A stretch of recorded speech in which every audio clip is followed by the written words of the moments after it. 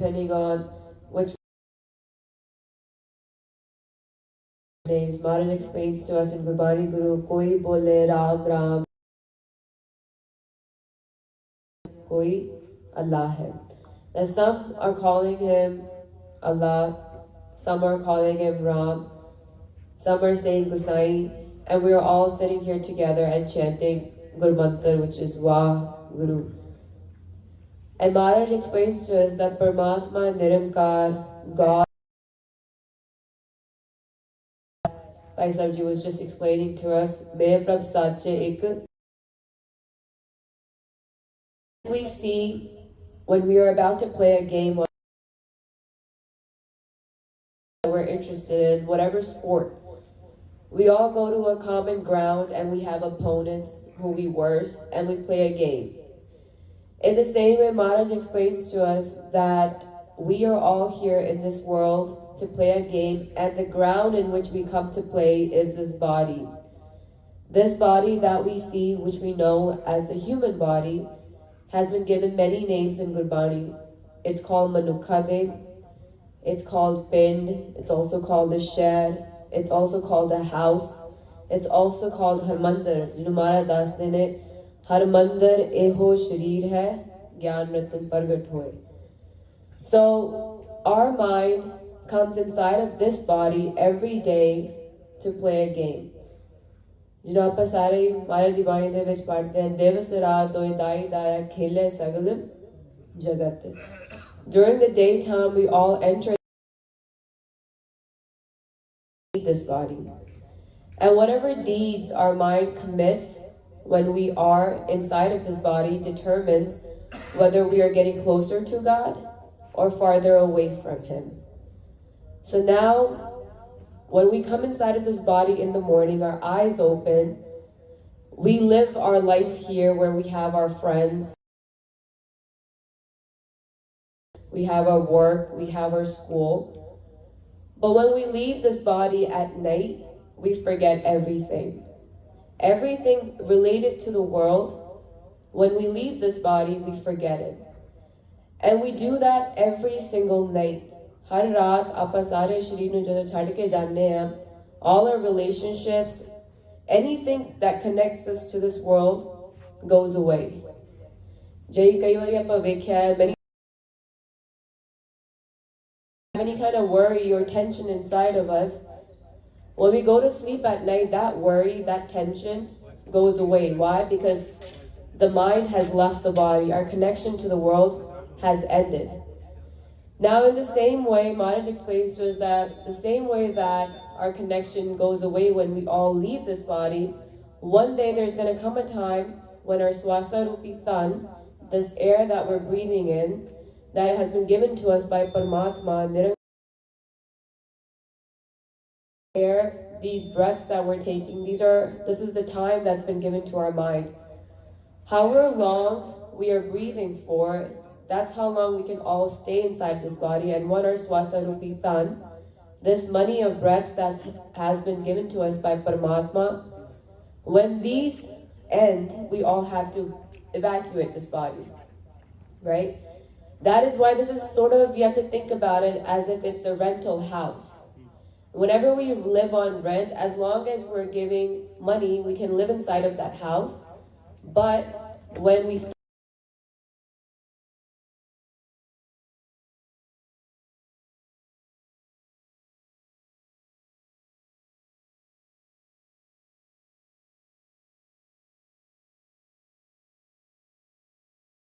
our money of swasa rupi tan. So now committing some actions. Now what happens is when our body commits some action, because body is something that we can see. So whenever we do something wrong, it's very easy to tell that, yeah, this person has committed this wrong action.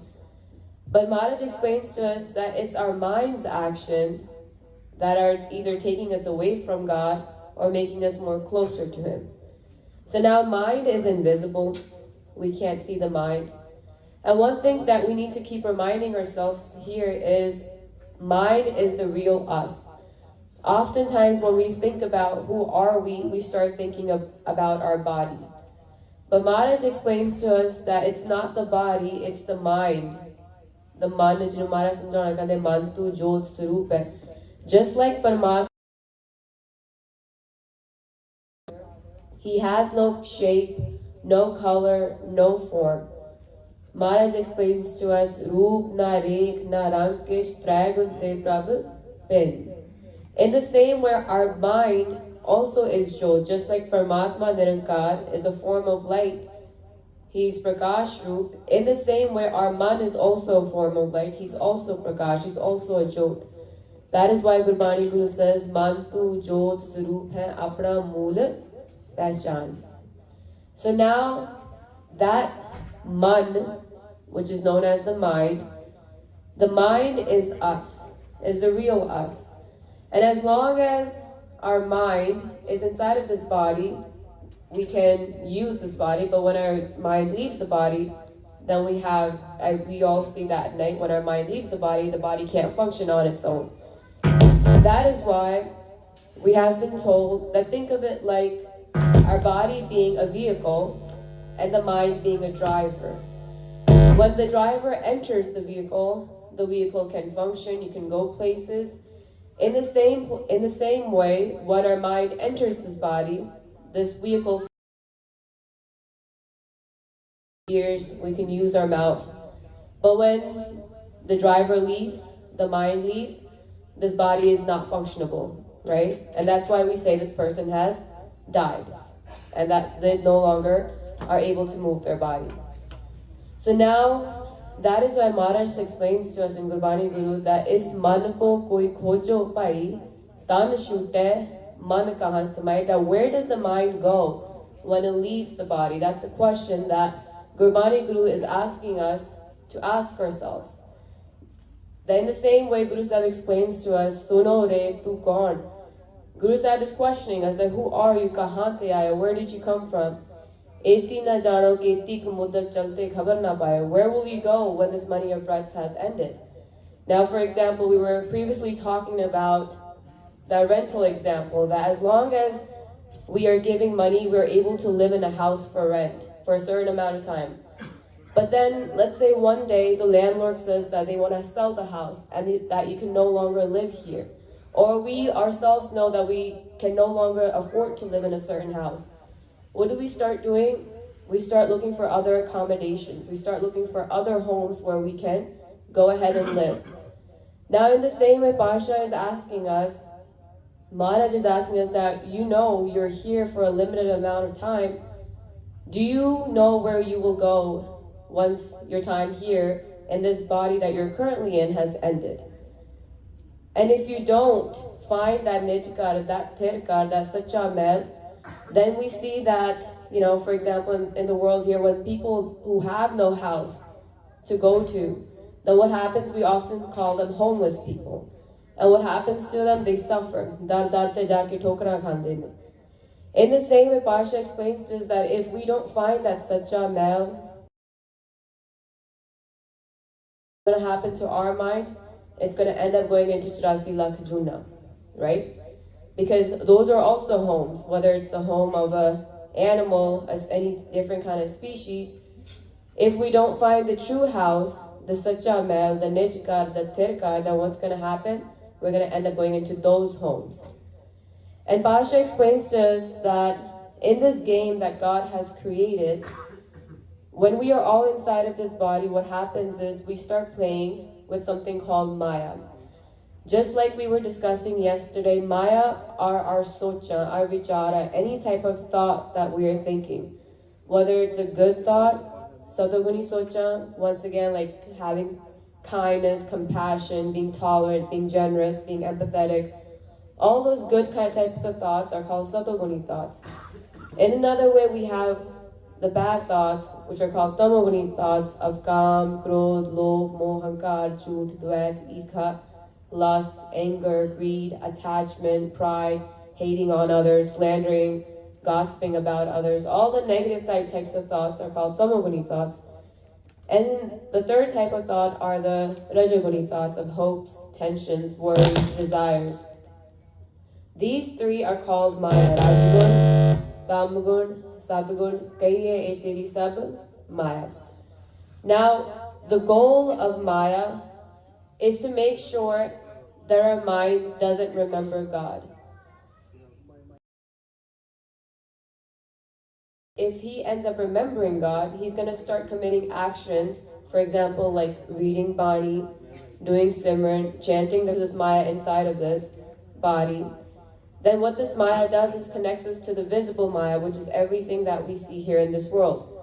Now those that don't come to Sangat, those that don't read Gurbani Guru, those that don't go into Sangat and listen from the Gurmukhs that explain here, then they believe that this body is everything because we think this body is us. That is why we don't realize our true identity, that we are all minds. And because we assume the body is us, everything that we do here is for the body, right? Now, we go to schools from 10 to 15, almost 20 years. We start off in elementary. We get a bachelor's degree. We get a PhD at one point. All of those are so that we can give our body the pleasures that it needs. You know, oftentimes we ask someone, okay, what does it mean to be successful? When we say that, you know, I want a bigger home, I want a big house, I want status, I want money, I want wealth of this world. And we assume that, you know, by having all of these things in this life, that's what's going to give us peace. That means we're successful. But Maharaj, when we ask Gurbani Guru, Guru Sahib explains to us that all those pleasures that we have talked about right now, whether it's a wealth, of success, of any kind of status here in this world, it's going to die when we leave this body, right? We're not going to take anything with us because our mind, who is the real us, is invisible. And we always do that, this practical, we go through it every single night when we all go to sleep. Because when we wake up in the morning, we see everything that we have accumulated here. We see our nice house, we see our nice cars, we see our wealth, we see everything, and we become hankari. We become, you know, there's ego that, look, I've worked hard, I got this here, and this is mine, and no one can take it away from me. If something happens to it, we feel upset. But then at night, when we all go to sleep, we leave it anyways. At night when we're sleeping, we don't know whether we're living in a big house or if we're living in a small house. At night, we don't know how many cars we have. We don't even realize who our parents are. We are. So that is why that practical night. And in the same way, when our time here in this body is over, we're going to have to forever leave. Over and over and over again. We all read in Gardas, we all do beintiyan in front of Paramatma, in front of God. Is Paramatma de Mokh jehdi awaaz paida hui when he created this entire universe, that's Naam. Now when we go to science classes, oftentimes we all have heard of the Big Bang Theory, that an explosion happened, and this has been something that's been told to us by Dhantan Sahib Shri Guru Nanak Dev Ji Maharaj when in Japji Sahib Ji Di Bani Ko Kuao.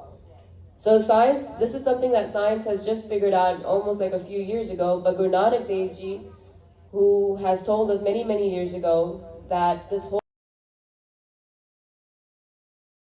which is known as Naam, it's also known as Shabd, right? So now oftentimes we see people, they think that if they go to some, and we hear people say that, oh, I went to this Gurmukh here, they wrote something down on a piece of paper and they said that's Naam. But when we read Gurbani Guru's bhajan, Gurbani Guru tells us, Kagad kalam na likhan har, manne kabe, karn vichar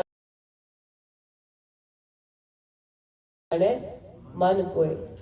कि नाम जो आ परमात्मा दे मुख दी आवाज है जिस तो ये सारी सृष्टि होती है, ये इन्ना शक्ति दे नहीं सकता. परमात्मा दे मुख दी आवाज है वो. The Naam that we're talking about is the sound of Paramatma that no one can just write it down and give it to us. And that is why O Naam di Prakti Kan Vaste,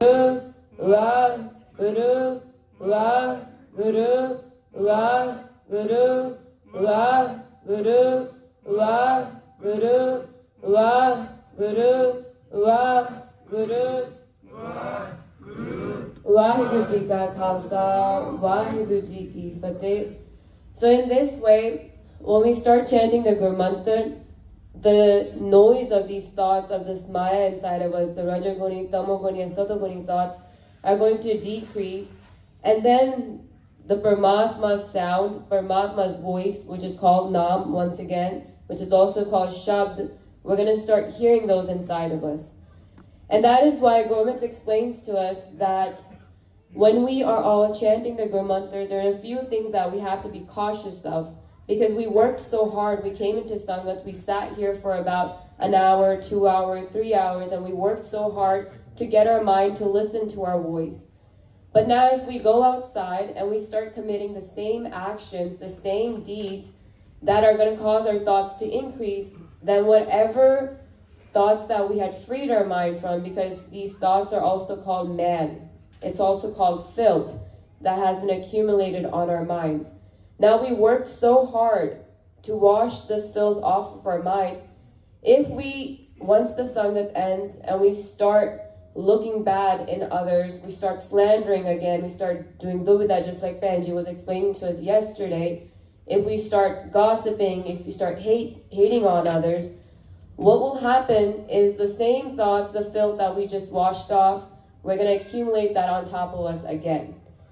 And that is why we come into Sangat, we see that we clean about, let's say for example, we cleaned our mind, 50% of the filth, the thoughts that we take, we cleaned our 50% of these thoughts. But now Sangat ended, we went outside, we started talking to our friends, we started looking at our phones, we started looking at social media. All that 50% that we just cleaned off, when we start seeing those things again, what happens is we put that back on our mind. Now our mind is 100% filthy again. Then Maharaj Das Kirpa brings us back into Sangat. We start doing Simran again, and then again we clean off 50%. But then what happens is we go back outside, we start taking the same vichar, the same forne, the same thoughts, seeing the same things, seeing the Tragun. What happens is then we put those thoughts back on our mind. Now we're back at 100%. And this is what happens. We keep doing this over and over and over and over again. Which is why we say we do Sangat, but Satte Kirpa nahi hundi. Why? Because jehdi mail assi dhonne a, bahar jaake ohi wapas apne utte la lenne a. So that is why we have to make sure that this is a journey that our mind is on, and we're constantly improving. And for that, we have to daily chant the Guru Mantra. And when we do that, our mind will stay away from this Maya. And we may have to make sure that we're cautious and not committing those same actions that are putting these filth back on our mind again. So Gurmukh Pyaro, while doing vichar, many mistakes may have been committed. The Guru and Guru Sangat is forgiving. Please forgive me. Aao sare gaj kya kaji, Waheguru Ji Ka Khalsa, Waheguru Ji Ki Fateh, Wah.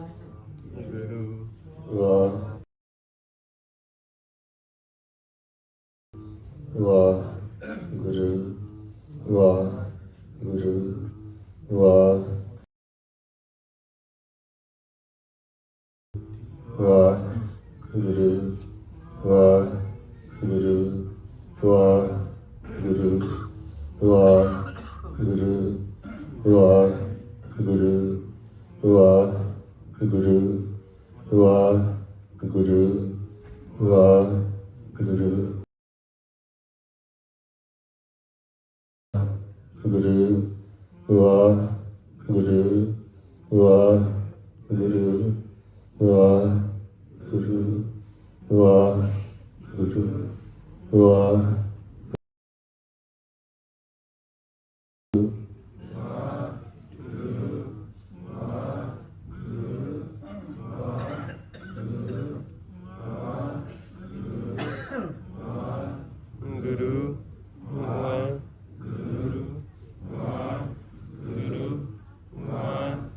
Guru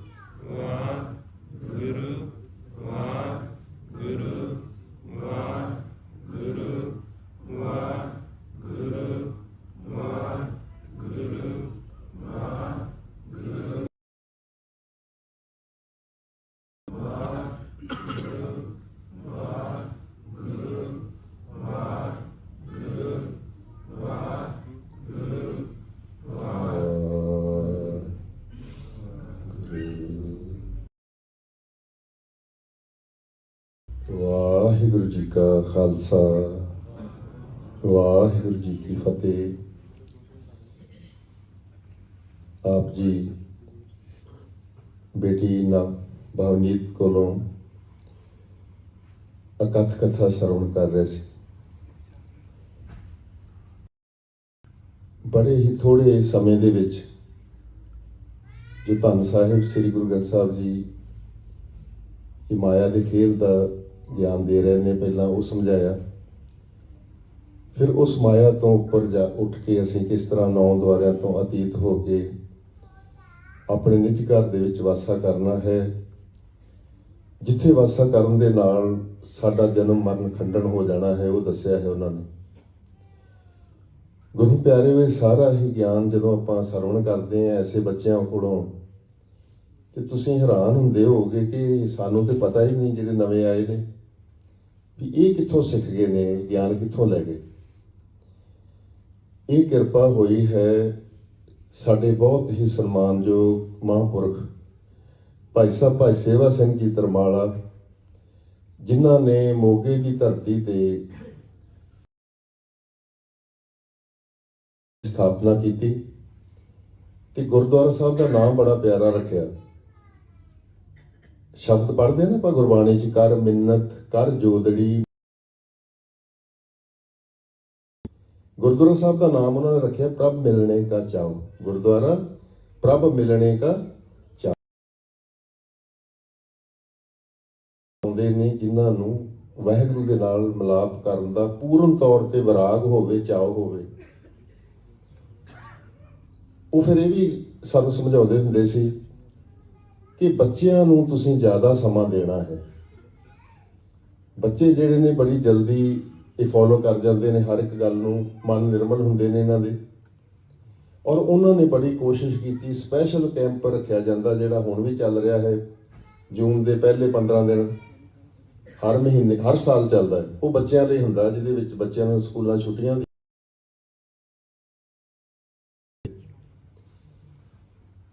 ਉਹਨਾਂ ਨੇ ਐਸੇ ਹੀਰੇ ਮਨ ਤਰਾਸ਼ ਬੀਬਾ ਭੈਣਾਂ ਵੀ ਬੈਠੀਆਂ ਨੇ ਤੇ ਗੁਰਮੁਖ ਵੀ ਬੈਠੇ ਨੇ। ਹੁਣ ਸਮਾਂ ਨਹੀਂ ਹੈ, ਨਹੀਂ ਤੇ ਤੁਹਾਨੂੰ ਹੋਰ ਆਪਾਂ ਆਪਣਾ ਸਮਾਂ ਜਿਹੜਾ ਹੈ ਉਹ ਬਹੁਤ ਥੋੜਾ। ਇਸ ਲਈ ਇਹ ਆਪਾਂ ਬਾਰ-ਬਾਰ ਬੇਨਤੀ ਕਰਦੇ ਹਾਂ, ਕਰਨ ਦੀ ਬਹੁਤ ਕੋਸ਼ਿਸ਼ ਕਰਦੇ ਨੇ ਔਰ ਐਸੀ ਕੋਸ਼ਿਸ਼ ਕਰਦੇ ਨੇ ਤੁਹਾਨੂੰ ਪਤਾ ਹੀ ਨਹੀਂ ਲੱਗਣ ਦਿੰਦੇ ਭੋਲੇ ਭਾਲੇ ਲੋਕਾਂ ਨੂੰ। ਰਹਿ ਜਾਓਗੇ। ਗੁਰਦੁਆਰਾ ਸਾਹਿਬ ਪ੍ਰਭ ਮਿਲਣੇ ਕਾ ਚਾਓ ਦਾ ਕੋਈ ਵੀ ਗੁਰਮੁਖ ਪਿਆਰਾ ਜਿਹੜਾ ਪ੍ਰਚਾਰਕ ਹੈ ਨਾ, ਉਹ ਕਦੀ ਤੁਹਾਨੂੰ ਮਾਇਆ ਬਾਰੇ ਨਹੀਂ ਕਹੇਗਾ ਕਿ ਉੱਥੇ ਸੇਵਾ ਲੱਗੀ ਹੈ ਤੇ ਤੁਸੀਂ ਮਾਇਆ ਦਿਓ। ਕੋਈ ਲੁਧਿਆਣੇ, ਕੋਈ ਟੋਹਾਣੇ, ਕੋਈ ਪਤਾ ਨਹੀਂ ਹੋਰ ਕਿੱਥੇ। ਕੱਲ ਇੱਕ ਭੈਣ ਮਿਲੀ ਤੇ ਉਹ ਮੈਂ ਕਿਹਾ ਜੀ ਸਾਡੀ ਸੰਗਤ ਵਿੱਚ ਚੱਲਦੀ ਆਨਲਾਈਨ ਟੈਲੀਗ੍ਰਾਮ। ਉਹਨੇ ਜੋ ਟੈਲੀਗ੍ਰਾਮ ਕੱਢੀ ਤਾਂ ਪਤਾ ਨਹੀਂ, ਫਿਰ ਮੈਂ ਇਹ ਤੇ ਸਾਰੇ ਜਿਹੜੇ ਨੇ ਇਹ ਤੁਹਾਨੂੰ ਠੱਗ ਰਹੇ। ਉਹ ਕੀ ਕਰਦੇ ਨੇ, ਆ ਜੋ ਗੁਰਮੁਖ ਪਿਆਰੇ ਆਪਾਂ ਨੂੰ ਕਰਾਉਂਦੇ ਆ ਨਾ ਅਭਿਆਸ, ਜਿਹਨੂੰ ਕਹਿੰਦੇ ਜਿਨੀ ਨਾਮ ਤੇ ਆਇਆ ਗਏ ਮਸਕਤ ਕਾਲ।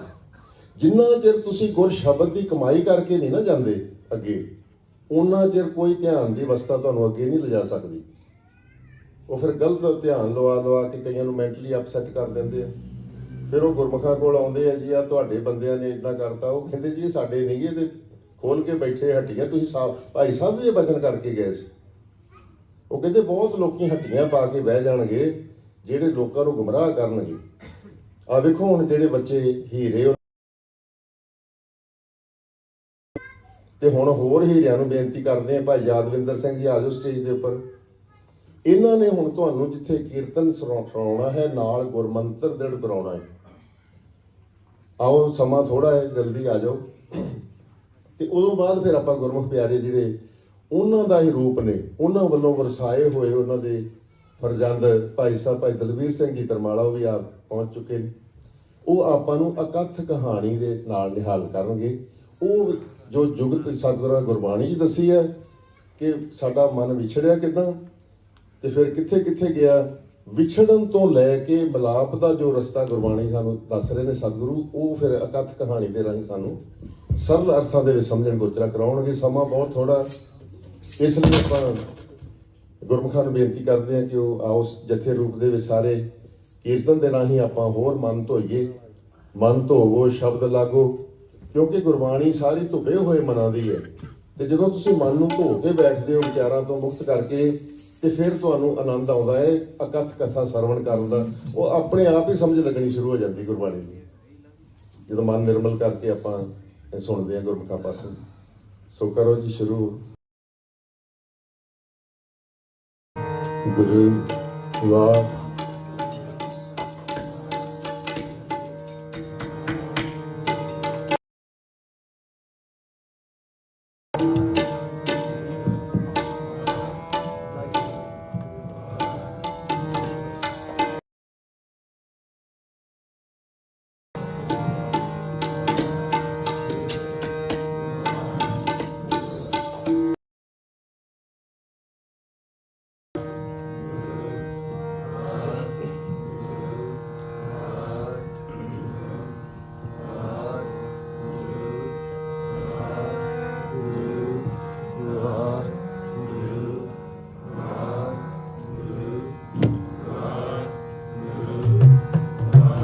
ਵਾਹਿਗੁਰੂ ਜੀ।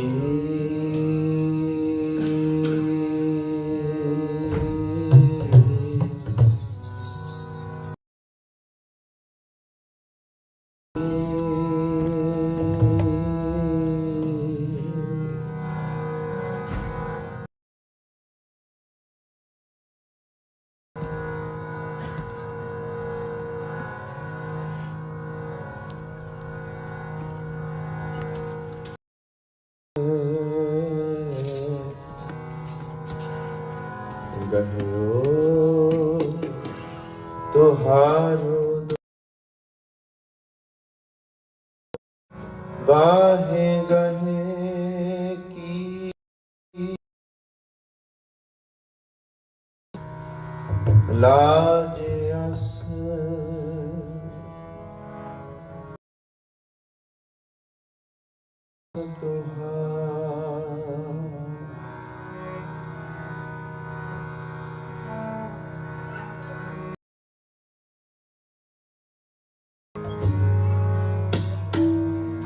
बहुत जन्म बिछड़े थे माधो, एह जन्म तुम्हारे लिखे।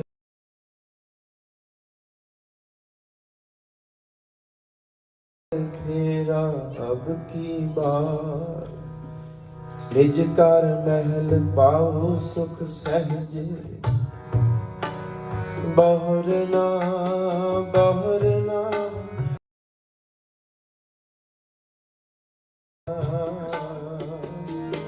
निमान्यो के मान गुरु, ओटियो की ओट गुरु।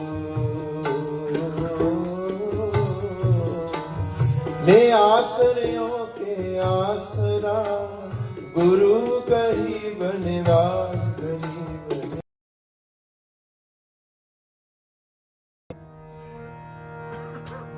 जिन्नी सुन के मन तिन्ना निज घर वास। जिन्नी सुन के मन्निया, तिन्ना निज घर वास। जिन्नी सुन के मन्निया, तिन्ना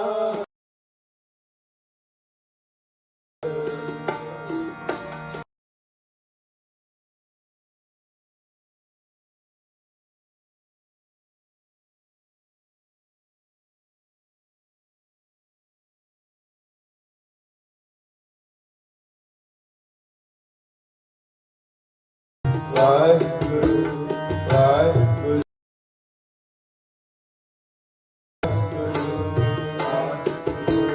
वाहिगुरु वाहिगुरु वाहिगुरु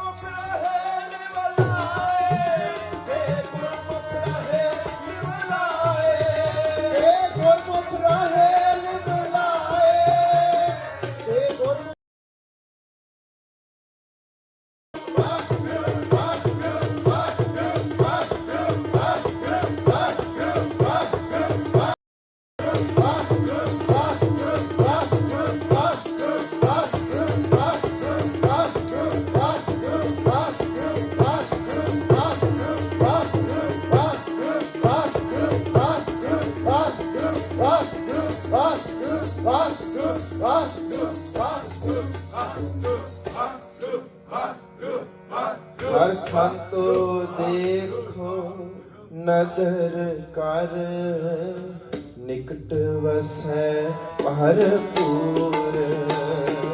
ਹਰ ਸੰਤੋ ਦੇਖੋ ਨਦਰ ਕਰ, ਨਿਕਟ ਵਸੈ ਭਰਪੂਰ। ਦੋਇ ਦੋਇ ਲੋਚਨ ਦੇਖਾਂ, ਹਰ ਬਿਨ ਔਰ ਨ ਦੇਖਾਂ। ਦੋਇ ਦੋਇ ਲੋਚਨ ਦੇਖਾਂ, ਹਰ ਬਿਨ ਅਵਰ ਨ ਦੇਖਾਂ। ਜਹ ਜਹ ਦੇਖਾਂ ਤਹ ਤਹ ਤੂੰ ਹੈ, ਦੇਖਾਂ ਤਹ ਤਹ ਤੂੰ ਹੈ। ਜਹ ਜਹ ਦੇਖਾਂ ਤਹ ਤਹ ਤੂੰ ਹੈ, ਦੇਖਾਂ ਤਹ ਤਹ ਤੂੰ ਹੈ। ਦੋਇ ਦੋਇ ਲੋਚਨ ਦੇਖਾਂ, ਹਰ ਬਿਨ ਅਵਰ ਨ ਦੇਖਾਂ। ਹਰ ਬਿਨ ਅਵਰ ਨ ਦੇਖਾਂ। ਨਦਰ ਕਰ, ਨਿਕਟ ਵਸੈ ਭਰਪੂਰ। ਹਰ ਸੰਤੋ ਦੇਖੋ ਨਦਰ ਕਰ।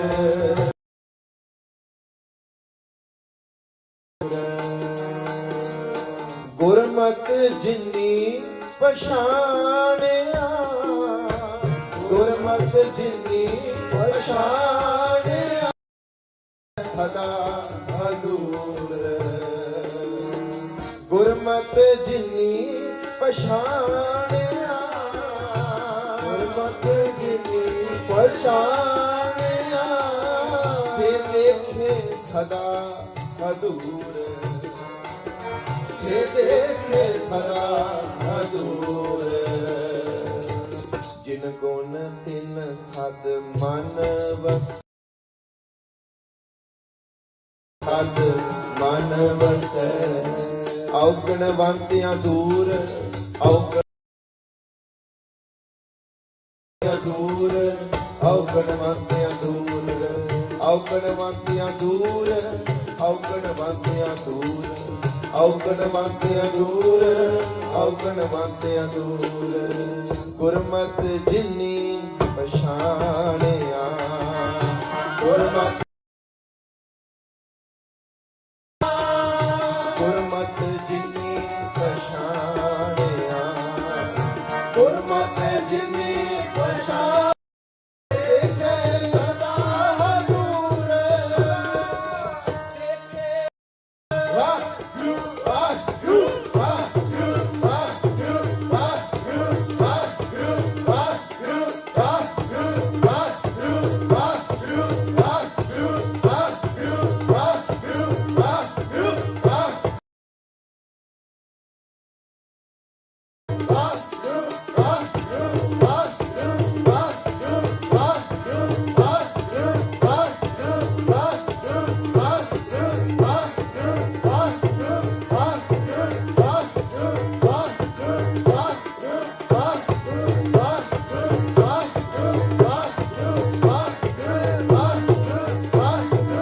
ਵਾਹਿਗੁਰੂ ਵਾਹਿਗੁਰੂ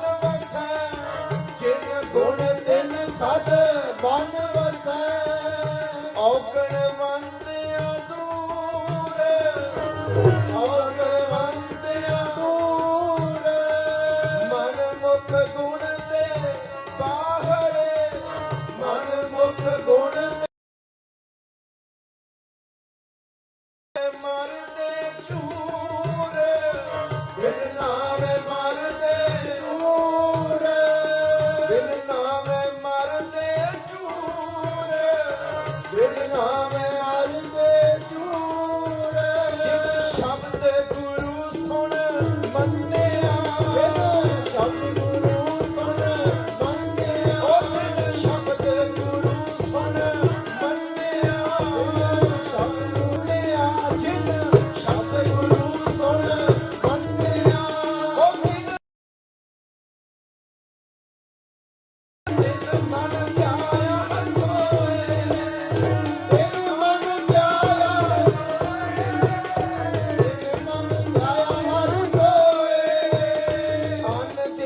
ਭਗਤੀ ਰਸਤਿਆ ਮਨ ਦਿਲ ਭਗਤੀ ਰਸਤਿਆ ਹੋ ਤਨ ਤਨ ਨਿਰਮਲ ਹੋਏ ਤਨ ਤਨ ਨਿਰਮਲ ਹੋਏ ਮਨ ਤਨ ਨਿਰਮਲ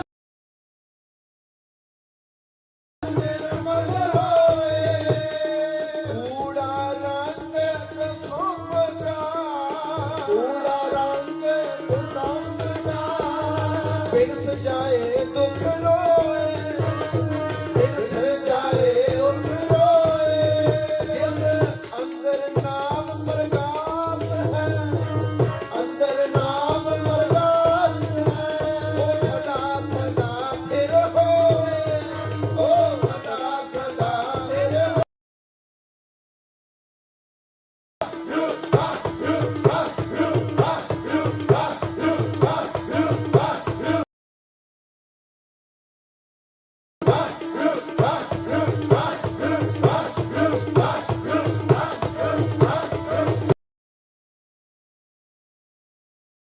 ਫਿਰ ਹੋਏ ਉਹ ਇਹ ਜਨਮ ਪਦਾਰਥ ਪਾਏਗਾ ਜਨਮ ਪਦਾਰਥ ਪਾਏਗਾ ਹਰ ਨਾਮ ਨਾਮ ਨਚ ਲੈ ਲਾਏ ਨਹੀਂ ਬਾਗ ਖਿਸਿਆ ਰਹਿਣਾ ਨਹੀਂ ਉਹ ਆਗਾ ਠੋਰ ਨਾ ਪਾਏ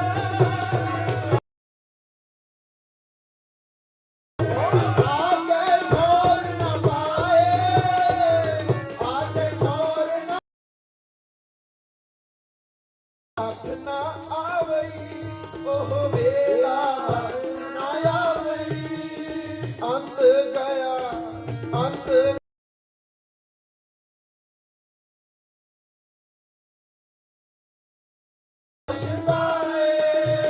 ਜਿਸ ਨਦਰ ਕਰੇ ਸੋ ਉੱਪਰ ਜਿਸ ਨਦਰ ਕਰੇ ਸੋ ਉੱਪਰ ਸੋ ਉੱਪਰ ਵਾਹਿਗੁਰੂ ਵਾਹਿਗੁਰੂ ਵਾਹਿਗੁਰੂ ਵਾਹਿਗੁਰੂ ਵਾਹਿਗੁਰੂ ਵਾਹਿਗੁਰੂ ਵਾਹਿਗੁਰੂ ਵਾਹਿਗੁਰੂ ਵਾਹਿਗੁਰੂ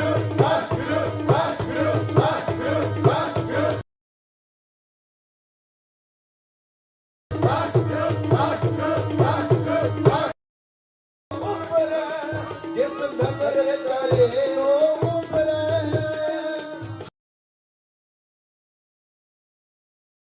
ਹਰ ਦਿਲ ਬਲਾਏ ਹਰ ਦਿਲ ਬਲਾਏ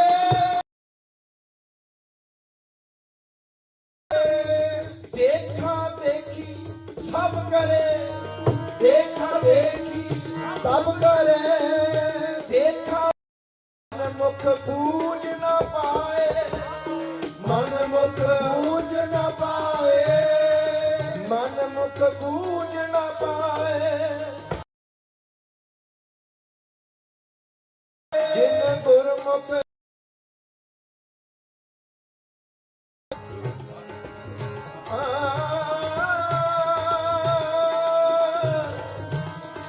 ਜਿਨ ਗੁਰਮੁਖ ਹਿਰਦਾ ਸ਼ੁੱਧ ਹੈ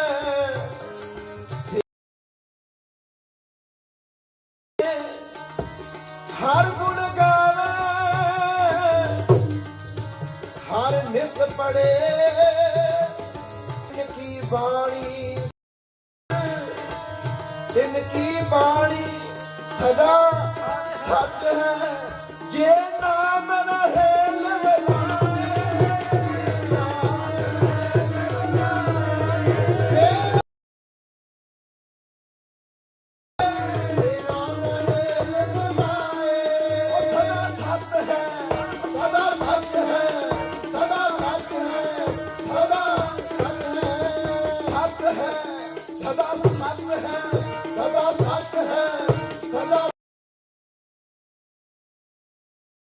सदा सच है जे नाम रहे लिव लाए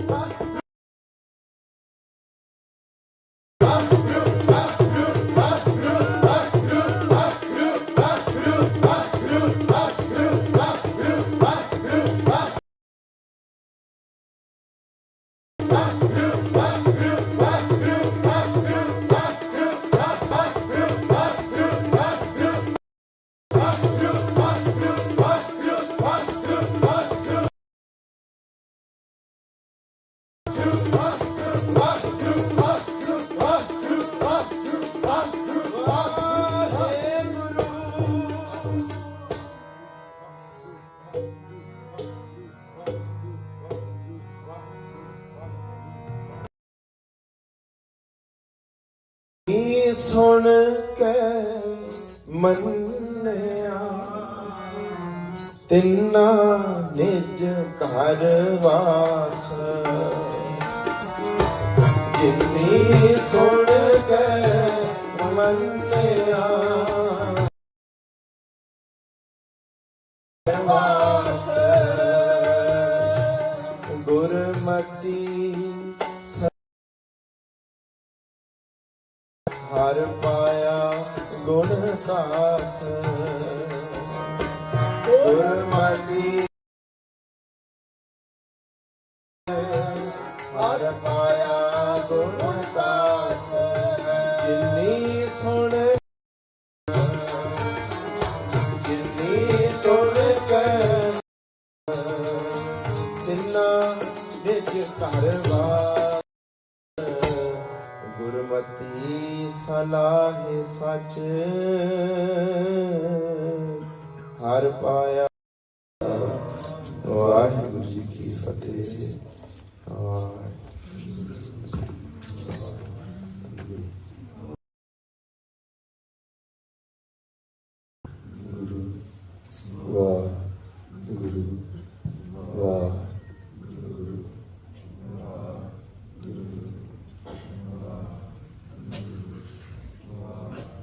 ਮਨ ਮੇਰੇ ਸਤਿਗੁਰ ਤੇ ਭਾਣੇ ਚੱਲ,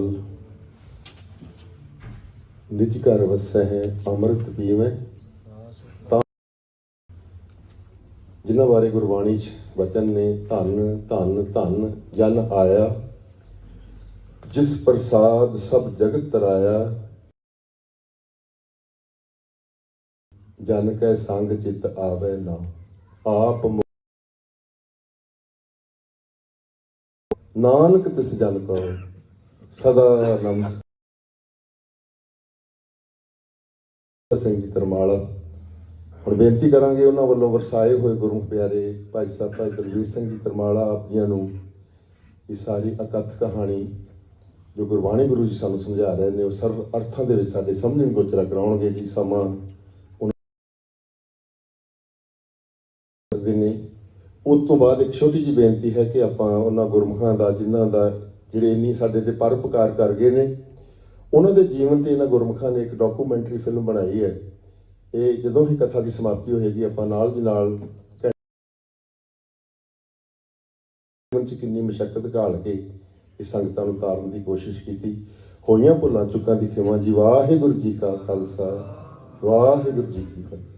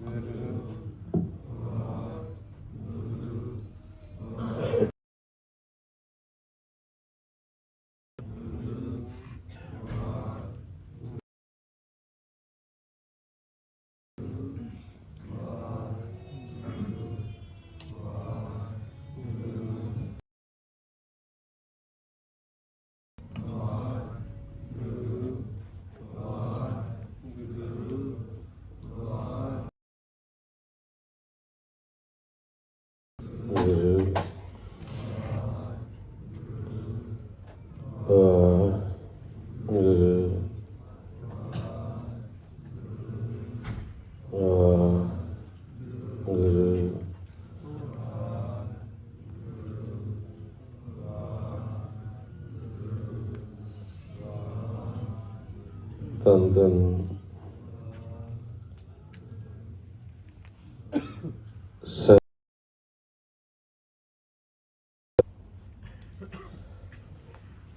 ਤਿੰਨਾਂ ਦੇ ਨਿੱਘੀ ਗੋਦ ਦਾ ਆਨੰਦ ਮਾਣ ਰਹੀ ਗੁਰੂ ਰੂਪ ਖਾਲਸਾ। ਵਾਹਿਗੁਰੂ ਜੀ ਕੀ ਫਤਿਹ। ਗੁਰੂ ਪਿਆਰਿਓ, ਅੰਮ੍ਰਿਤਮਈ ਕੀਰਤਨ ਸਰਵਨ ਕਰ ਰਹੇ ਸੀ। ਜਿਸ ਵਿੱਚ ਉਹ ਸਤਿਗੁਰਾਂ ਦੇ ਵਚਨ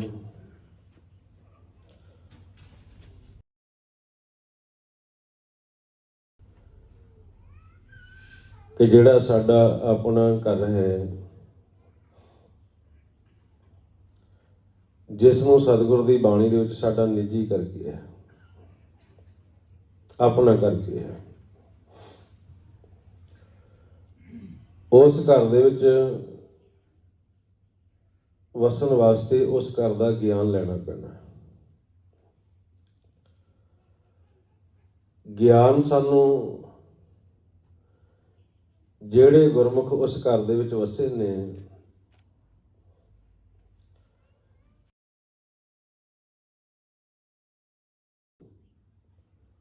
ਸ਼ਬਦਾਂ ਦੇ ਰਾਹੀਂ ਸਮਝਾ ਰਹੇ।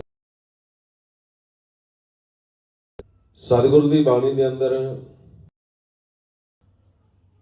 ਆਪ ਨੂੰ ਉਸ ਘਰ ਦੀ ਸੋਝੀ ਦਿੱਤੀ, ਗਿਆਨ ਦਿੱਤਾ ਹੈ। ਜੇ ਆਪਾਂ ਉਹਨਾਂ ਦੇ ਵਚਨ ਜੋ ਸਤਿਗੁਰੂ ਦੀ ਬਾਣੀ ਦੇ ਵਿੱਚ ਆਪਾਂ ਨੂੰ ਉਹਨਾਂ ਨੇ ਲਿਖ ਕੇ ਦੇ ਦਿੱਤੇ ਨੇ, ਉਸ ਨੂੰ ਪੜਾਂਗੇ, ਜੇ ਪੜ੍ਹਦੇ ਨਹੀਂ ਉਸ ਨੂੰ ਸੁਣਾਂਗੇ ਤੇ ਸੁਣ ਕੇ ਮੰਨ ਲਾਂਗੇ ਤੇ ਅਸੀਂ ਵੀ ਉਸ ਘਰ ਦੇ ਵਿੱਚ ਵਸਣਾ ਸ਼ੁਰੂ ਕਰ ਦਿਆਂਗੇ। ਕਿਉਂਕਿ ਆਪਾਂ ਜੋ ਸਤਿਗੁਰ ਦੀ ਬਾਣੀ ਹੈ, ਗਿਆਨ ਹੈ, ਜਿੰਨਾ ਚਿਰ ਸਾਡਾ ਇਹ ਮਨ ਨਹੀਂ ਜਾਗਦਾ, ਇਹ ਸਾਵਧਾਨ ਨਹੀਂ ਹੁੰਦਾ, ਉਹਨਾਂ ਚਿਰ ਨਾ ਤਾਂ ਇਹ ਪੜ੍ਹਦਾ ਹੈ ਨਾ ਸੁਣਦਾ ਹੈ। ਹੁਣ ਸਤਿਗੁਰ ਤਾਂ ਸਾਨੂੰ ਗਿਆਨ ਦੇ ਰਹੇ ਨੇ, ਭੇਦ ਦੇ ਰਹੇ ਨੇ ਸ਼ਬਦਾਂ ਦੇ ਰਾਹੀਂ, ਤੇ ਜਿਨ੍ਹਾਂ ਨੇ ਪਾਤਸ਼ਾਹ ਕਹਿੰਦੇ ਨੇ ਇਹ ਭੇਦ ਲੈ ਲਿਆ, ਉਹਨਾਂ ਨੂੰ ਆਪਣੇ ਘਰ ਦਾ ਵੀ ਗਿਆਨ ਆ ਜਾਏਗਾ, ਫਿਰ ਘਰ ਦਾ ਵੀ ਗਿਆਨ ਆ ਜਾਏਗਾ। ਜੋ ਆਪਾਂ ਸਰਵਣ ਕਰ ਰਹੇ ਸੀ, ਜਿੰਨੀ ਸੁਣ ਕੇ ਮੰਨਿਆ ਤਿੰਨਾ ਨਿਜ ਕਰ ਵਾਸ। ਹੁਣ ਸਾਡਾ ਵਾਸਾ ਕਿਉਂ ਨਹੀਂ ਹੁੰਦਾ? ਅਸੀਂ ਪੜ੍ਹ ਵੀ ਲੈਂਦੇ ਹਾਂ, ਅਸੀਂ ਸੁਣ ਵੀ ਲੈਂਦੇ, ਅਸੀਂ ਮੰਨਦੇ ਨਹੀਂ। ਸਤਿਗੁਰੂ ਦੀ ਬਾਣੀ ਦੇ ਵਿੱਚ ਸਾਨੂੰ ਉਸ ਨਿਜ ਘਰ ਦੇ ਵਿੱਚ ਵਸਣ ਦਾ ਤਰੀਕਾ ਦੱਸਿਆ, ਰਸਤਾ ਦੱਸਿਆ। ਜੋ ਵੀ ਆਪਾਂ ਗੁਰੂ ਸਾਹਿਬਾਨਾਂ ਦੇ ਬਚਨ ਪੜਾਂਗੇ, ਜੇ ਸਾਨੂੰ ਪੜ੍ਹਨਾ ਹੀ ਆ ਜਾਏ ਨਾ ਸਤਿਗੁਰੂ ਦੇ ਬਚਨ, ਤੇ ਮਹਾਰਾਜ ਕਹਿੰਦੇ ਇਹ ਸਾਡਾ ਇਹ ਮਨ, ਇਹ ਗਿਆਨ ਜਿਹੜਾ ਸਤਿਗੁਰੂ ਬਖਸ਼ਿਸ਼ ਕਰ ਰਹੇ ਨੇ, ਇਹ ਗਿਆਨ ਦੁਆਰਾ ਆਪਣੇ ਘਰ ਦੇ ਵਿੱਚ ਵਸ ਜਾਂਦਾ ਹੈ। ਜਿਹੜਾ ਸਤਿਗੁਰੂ ਦੀ ਬਾਣੀ ਵਿੱਚ ਆਪਾਂ ਪੜ੍ਹਦੇ ਹਾਂ, ਇਹੋ ਮਨੁਆ ਕਿਉਂ ਕਰ ਵਸਿਆ ਆਵੇ। ਜਿਹੜਾ ਸਾਡਾ ਇਹ ਮਨ ਇਹ ਬਾਹਰ ਭੱਜਾ ਫਿਰਦਾ ਆ, ਵਿਚਾਰਾਂ ਦੇ ਵਿੱਚ, ਫੁਰਨਿਆਂ ਦੇ ਵਿੱਚ ਆ, ਇਹ ਕਿਵੇਂ ਸਾਡਾ ਇਹ ਮਨ ਜਿਹੜਾ ਇਹ ਥਿਰ ਹੋਏਗਾ? ਇਹ ਸਾਡਾ ਜਿਹੜਾ ਇਹ ਮਨ ਵਸ ਵਿੱਚ ਆਏਗਾ। ਤੇ ਸਤਿਗੁਰੂ ਗੁਰਬਾਣੀ ਦੇ ਵਿੱਚ ਸਾਨੂੰ ਸਮਝਾ ਰਹੇ ਨੇ, ਇਹੋ ਮਨੁਆ ਕਿਉਂ ਕਰ ਵਸਿਆ ਆਵੇ। ਪਾਤਸ਼ਾਹ ਕਹਿੰਦੇ ਗੁਰ ਪ੍ਰਸਾਦੀ ਠਾਕੀ ਹੈ, ਗਿਆਨ ਮਤੀ ਕਰ ਜਾਵੇ। ਜਦੋਂ ਅਸੀਂ ਇਸ ਨੂੰ ਗਿਆਨ ਦੀ ਮੱਤ ਦਿੰਦੇ ਹਾਂ, ਇਹ ਸ਼ਬਦ ਦੀ ਵਿਚਾਰ ਨੂੰ ਧਿਆਨ ਦੇ ਨਾਲ ਸੁਣਦਾ ਹੈ, ਇਸ ਗਿਆਨ ਨੂੰ ਸੁਣਦਾ ਹੈ, ਇਹ ਗਿਆਨ ਇਸ ਨੂੰ ਆਪਣੇ ਘਰ ਦੇ ਵਿੱਚ ਬਿਠਾ ਦਿੰਦਾ, ਵਿਚਾਰ ਨਹੀਂ ਆਉਣ ਦਿੰਦਾ, ਫੁਰਨੇ ਨਹੀਂ ਆਉਣ ਦਿੰਦਾ। ਦੂਸਰਾ, ਸਤਿਗੁਰੂ ਦੀ ਬਾਣੀ ਦੇ ਵਿੱਚ ਆਪਾਂ ਨੂੰ ਗਿਆਨ ਦਿੱਤਾ, ਜਿਹੜਾ ਸਾਡਾ ਇਹ ਮਨ ਇਹ ਭੁੱਲ ਚੁੱਕਾ ਆਪਣੇ ਘਰ ਨੂੰ, ਉਸ ਨੂੰ ਫਿਰ ਇਹ ਗੁਰੂ ਦਾ ਸ਼ਬਦ ਜਿਹੜਾ ਨਾ ਇਹ ਆਪਣੇ ਘਰ ਦੇ ਵਿੱਚ ਵਸਾਉਂਦਾ ਹੈ। ਜਿਹੜਾ ਗੁਰਮੁਖ ਆਪਾਂ ਨੂੰ ਕਰਾ ਰਹੇ ਸੀ ਅਭਿਆਸ ਸਿਮਰਨ, ਮਹਾਰਾਜ ਗੁਰਬਾਣੀ ਦੇ ਵਿੱਚ ਸਾਨੂੰ ਗਿਆਨ ਦੇ ਰਹੇ ਨੇ, ਜਦੋਂ ਆਪਾਂ ਇਹ ਸ਼ਬਦ ਦਾ ਅਭਿਆਸ ਕਰਦੇ ਹਾਂ, ਸਾਡਾ ਜਿਹੜਾ ਇਹ ਮਨ ਹੈ ਇਹ ਸ਼ਬਦ ਨਾਲ ਜੁੜਦਾ ਆ, ਇਹਦੇ ਵਿਚਾਰ ਖਤਮ ਹੋ ਜਾਂਦੇ ਨੇ, ਆਪਣੇ ਘਰ ਦੇ ਵਿੱਚ ਵਸਣਾ ਸ਼ੁਰੂ ਕਰ ਦਿੰਦਾ ਹੈ। ਇਹ ਗੁਰੂ ਦੇ ਸ਼ਬਦ ਨੇ, ਉਹ ਰਾਹ ਹੀ ਬੰਦ ਕਰ ਦੇਣੇ ਨੇ ਜਿਨ੍ਹਾਂ ਰਸਤਿਆਂ ਦੇ ਰਾਹੀਂ ਸਾਡੇ ਮਨ ਨੇ ਬਾਹਰ ਭੱਜਣਾ ਹੈ, ਘਰ ਦੇ ਵਿੱਚ ਨਹੀਂ ਵਸਣਾ। ਹੁਣ ਆਪਾਂ ਦੇਖਦੇ ਆ ਨਾ, ਜਦੋਂ ਅਸੀਂ ਗੁਰੂ ਦੀ ਮੱਤ ਅਨੁਸਾਰ ਇਹ ਸਿਮਰਨ ਕਰਦੇ ਹਾਂ, ਅਭਿਆਸ ਕਰਦੇ ਹਾਂ, ਕਿਵੇਂ ਸਾਡੀ ਸੁਰਤੀ ਜਿਹੜੀ ਆ ਇਹ ਨੇਤਰਾਂ ਤੋਂ ਪਿੱਛੇ ਹੋ ਜਾਂਦੀ, ਨੇਤਰ ਬੰਦ ਹੋ ਜਾਂਦੇ ਨੇ। ਕਿਵੇਂ ਜਦੋਂ ਆਪਣਾ ਇਹ ਮਨ ਇਹ ਸ਼ਬਦ ਨਾਲ ਮਿਲਦਾ, ਹੌਲੀ ਹੌਲੀ ਇਹ ਸਾਡਾ ਜਿਹੜਾ ਪਹਿਲਾਂ ਇਹਦੇ ਵਿੱਚ ਮਨ ਸਮਾਉਣਾ ਸ਼ੁਰੂ ਹੋ, ਜਿਵੇਂ ਜਿਵੇਂ ਸਾਡਾ ਮਨ ਇਹ ਸ਼ਬਦ ਵਿੱਚ ਸਮਾਏਗਾ ਤੇ ਸਾਡੀ ਜਿਹੜਾ ਇਹ ਮਨ ਹੈ ਨਾ, ਹੌਲੀ ਹੌਲੀ ਇਹ ਸੁਣ ਰੂਪ ਹੋ ਜਾਏਗਾ, ਬੋਲਣਾ ਵੀ ਬੰਦ ਹੋ ਜਾਏਗਾ ਤੇ ਸੁਣਨਾ ਵੀ ਬੰਦ ਹੋ ਜਾਏਗਾ। ਇਹਨਾਂ 9 ਦਰਾਂ ਦੇ ਵਿੱਚੋਂ ਸਾਡੇ ਇਹ ਮਨ ਨੂੰ ਇਹ ਗੁਰੂ ਦੇ ਸ਼ਬਦ ਨੇ ਮੁਕਤ ਕਰਾਉਣਾ ਹੈ। ਇਹਨਾਂ 9 ਦਰਾਂ ਨੂੰ ਗੁਰੂ ਦੇ ਸ਼ਬਦ ਰਾਹੀਂ ਅਸੀਂ ਬੰਦ ਕਰਨਾ ਹੈ। ਜੇ ਆਪਾਂ ਉਵੇਂ ਬੈਠ ਜਾਂਦੇ ਆ, ਨੇਤਰ ਬੰਦ ਕਰ ਲਏ, ਲੇਕਿਨ ਇਹ ਮਨ ਜਿਹੜਾ ਹੈ ਇਹ ਨੇਤਰਾਂ ਨੂੰ ਨਹੀਂ ਛੱਡਦਾ।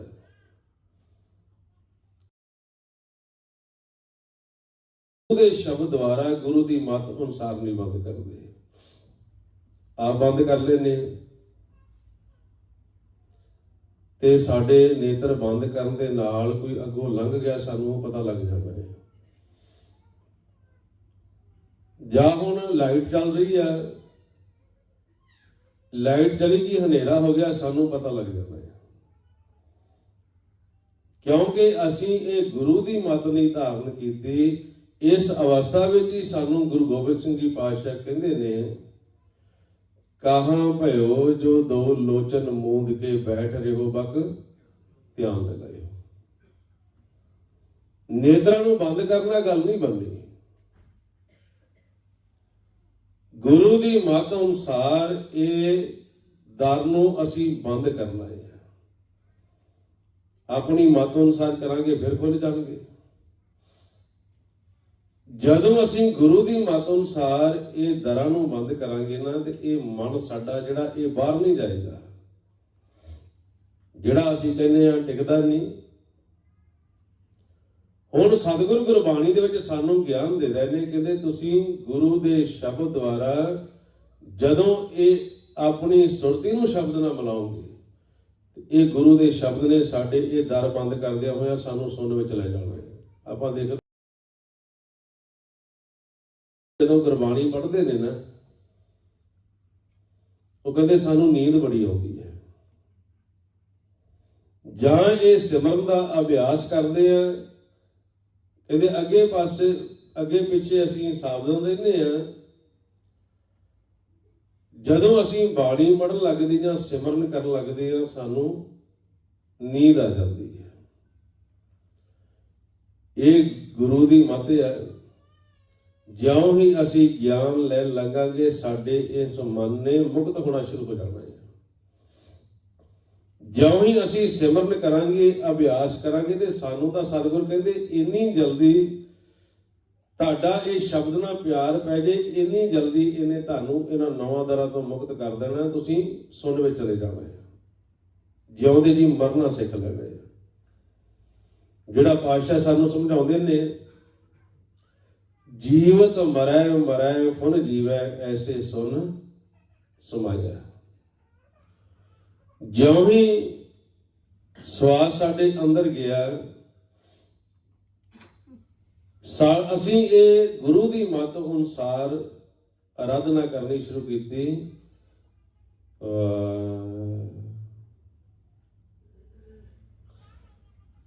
ਇਹ ਸਾਡੇ ਜਿਹੜੇ ਨੇਤਰ ਨੇ ਨਾ, ਇਹ ਉਲਟ ਜਾਣੇ ਨੇ। ਇਹਨਾਂ ਨੇ ਹੌਲੀ ਹੌਲੀ ਸਾਡੇ ਵਸ ਵਿੱਚ ਆਉਣਾ ਸ਼ੁਰੂ ਹੋ ਜਾਣਾ ਹੈ। ਜਿਹੜਾ ਸਤਿਗੁਰੂ ਦੀ ਬਾਣੀ ਰਾਹੀਂ ਆਪਾਂ ਨੂੰ ਗਿਆਨ ਦਿੱਤਾ ਵੀ ਤੁਸੀਂ ਇਹਨਾਂ 9 ਦਰਾਂ ਨੂੰ ਬੰਦ ਕਰਨਾ ਆ ਤੇ ਤੁਹਾਡੇ ਇਹ ਮਨ ਨੇ ਭਜਣਾ ਬੰਦ ਕਰ ਦੇਣਾ ਹੈ।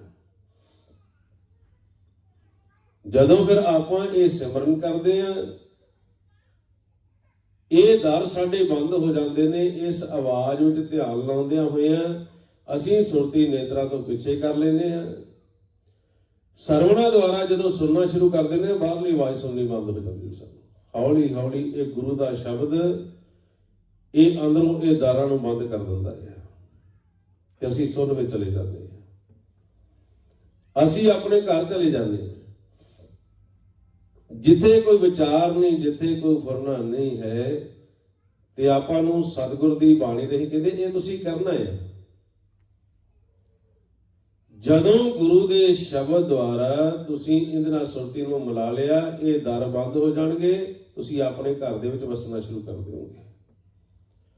ਜਿਹੜਾ ਆਪਾਂ ਨੂੰ ਗਿਆਨ ਦਿੱਤਾ, 9 ਦਰ ਠਾਕੈ ਧਾਵਤ ਰਹਾਏ, 10ਵੇਂ ਨਿਜ ਘਰ ਵਾਸਾ ਪਾਏ।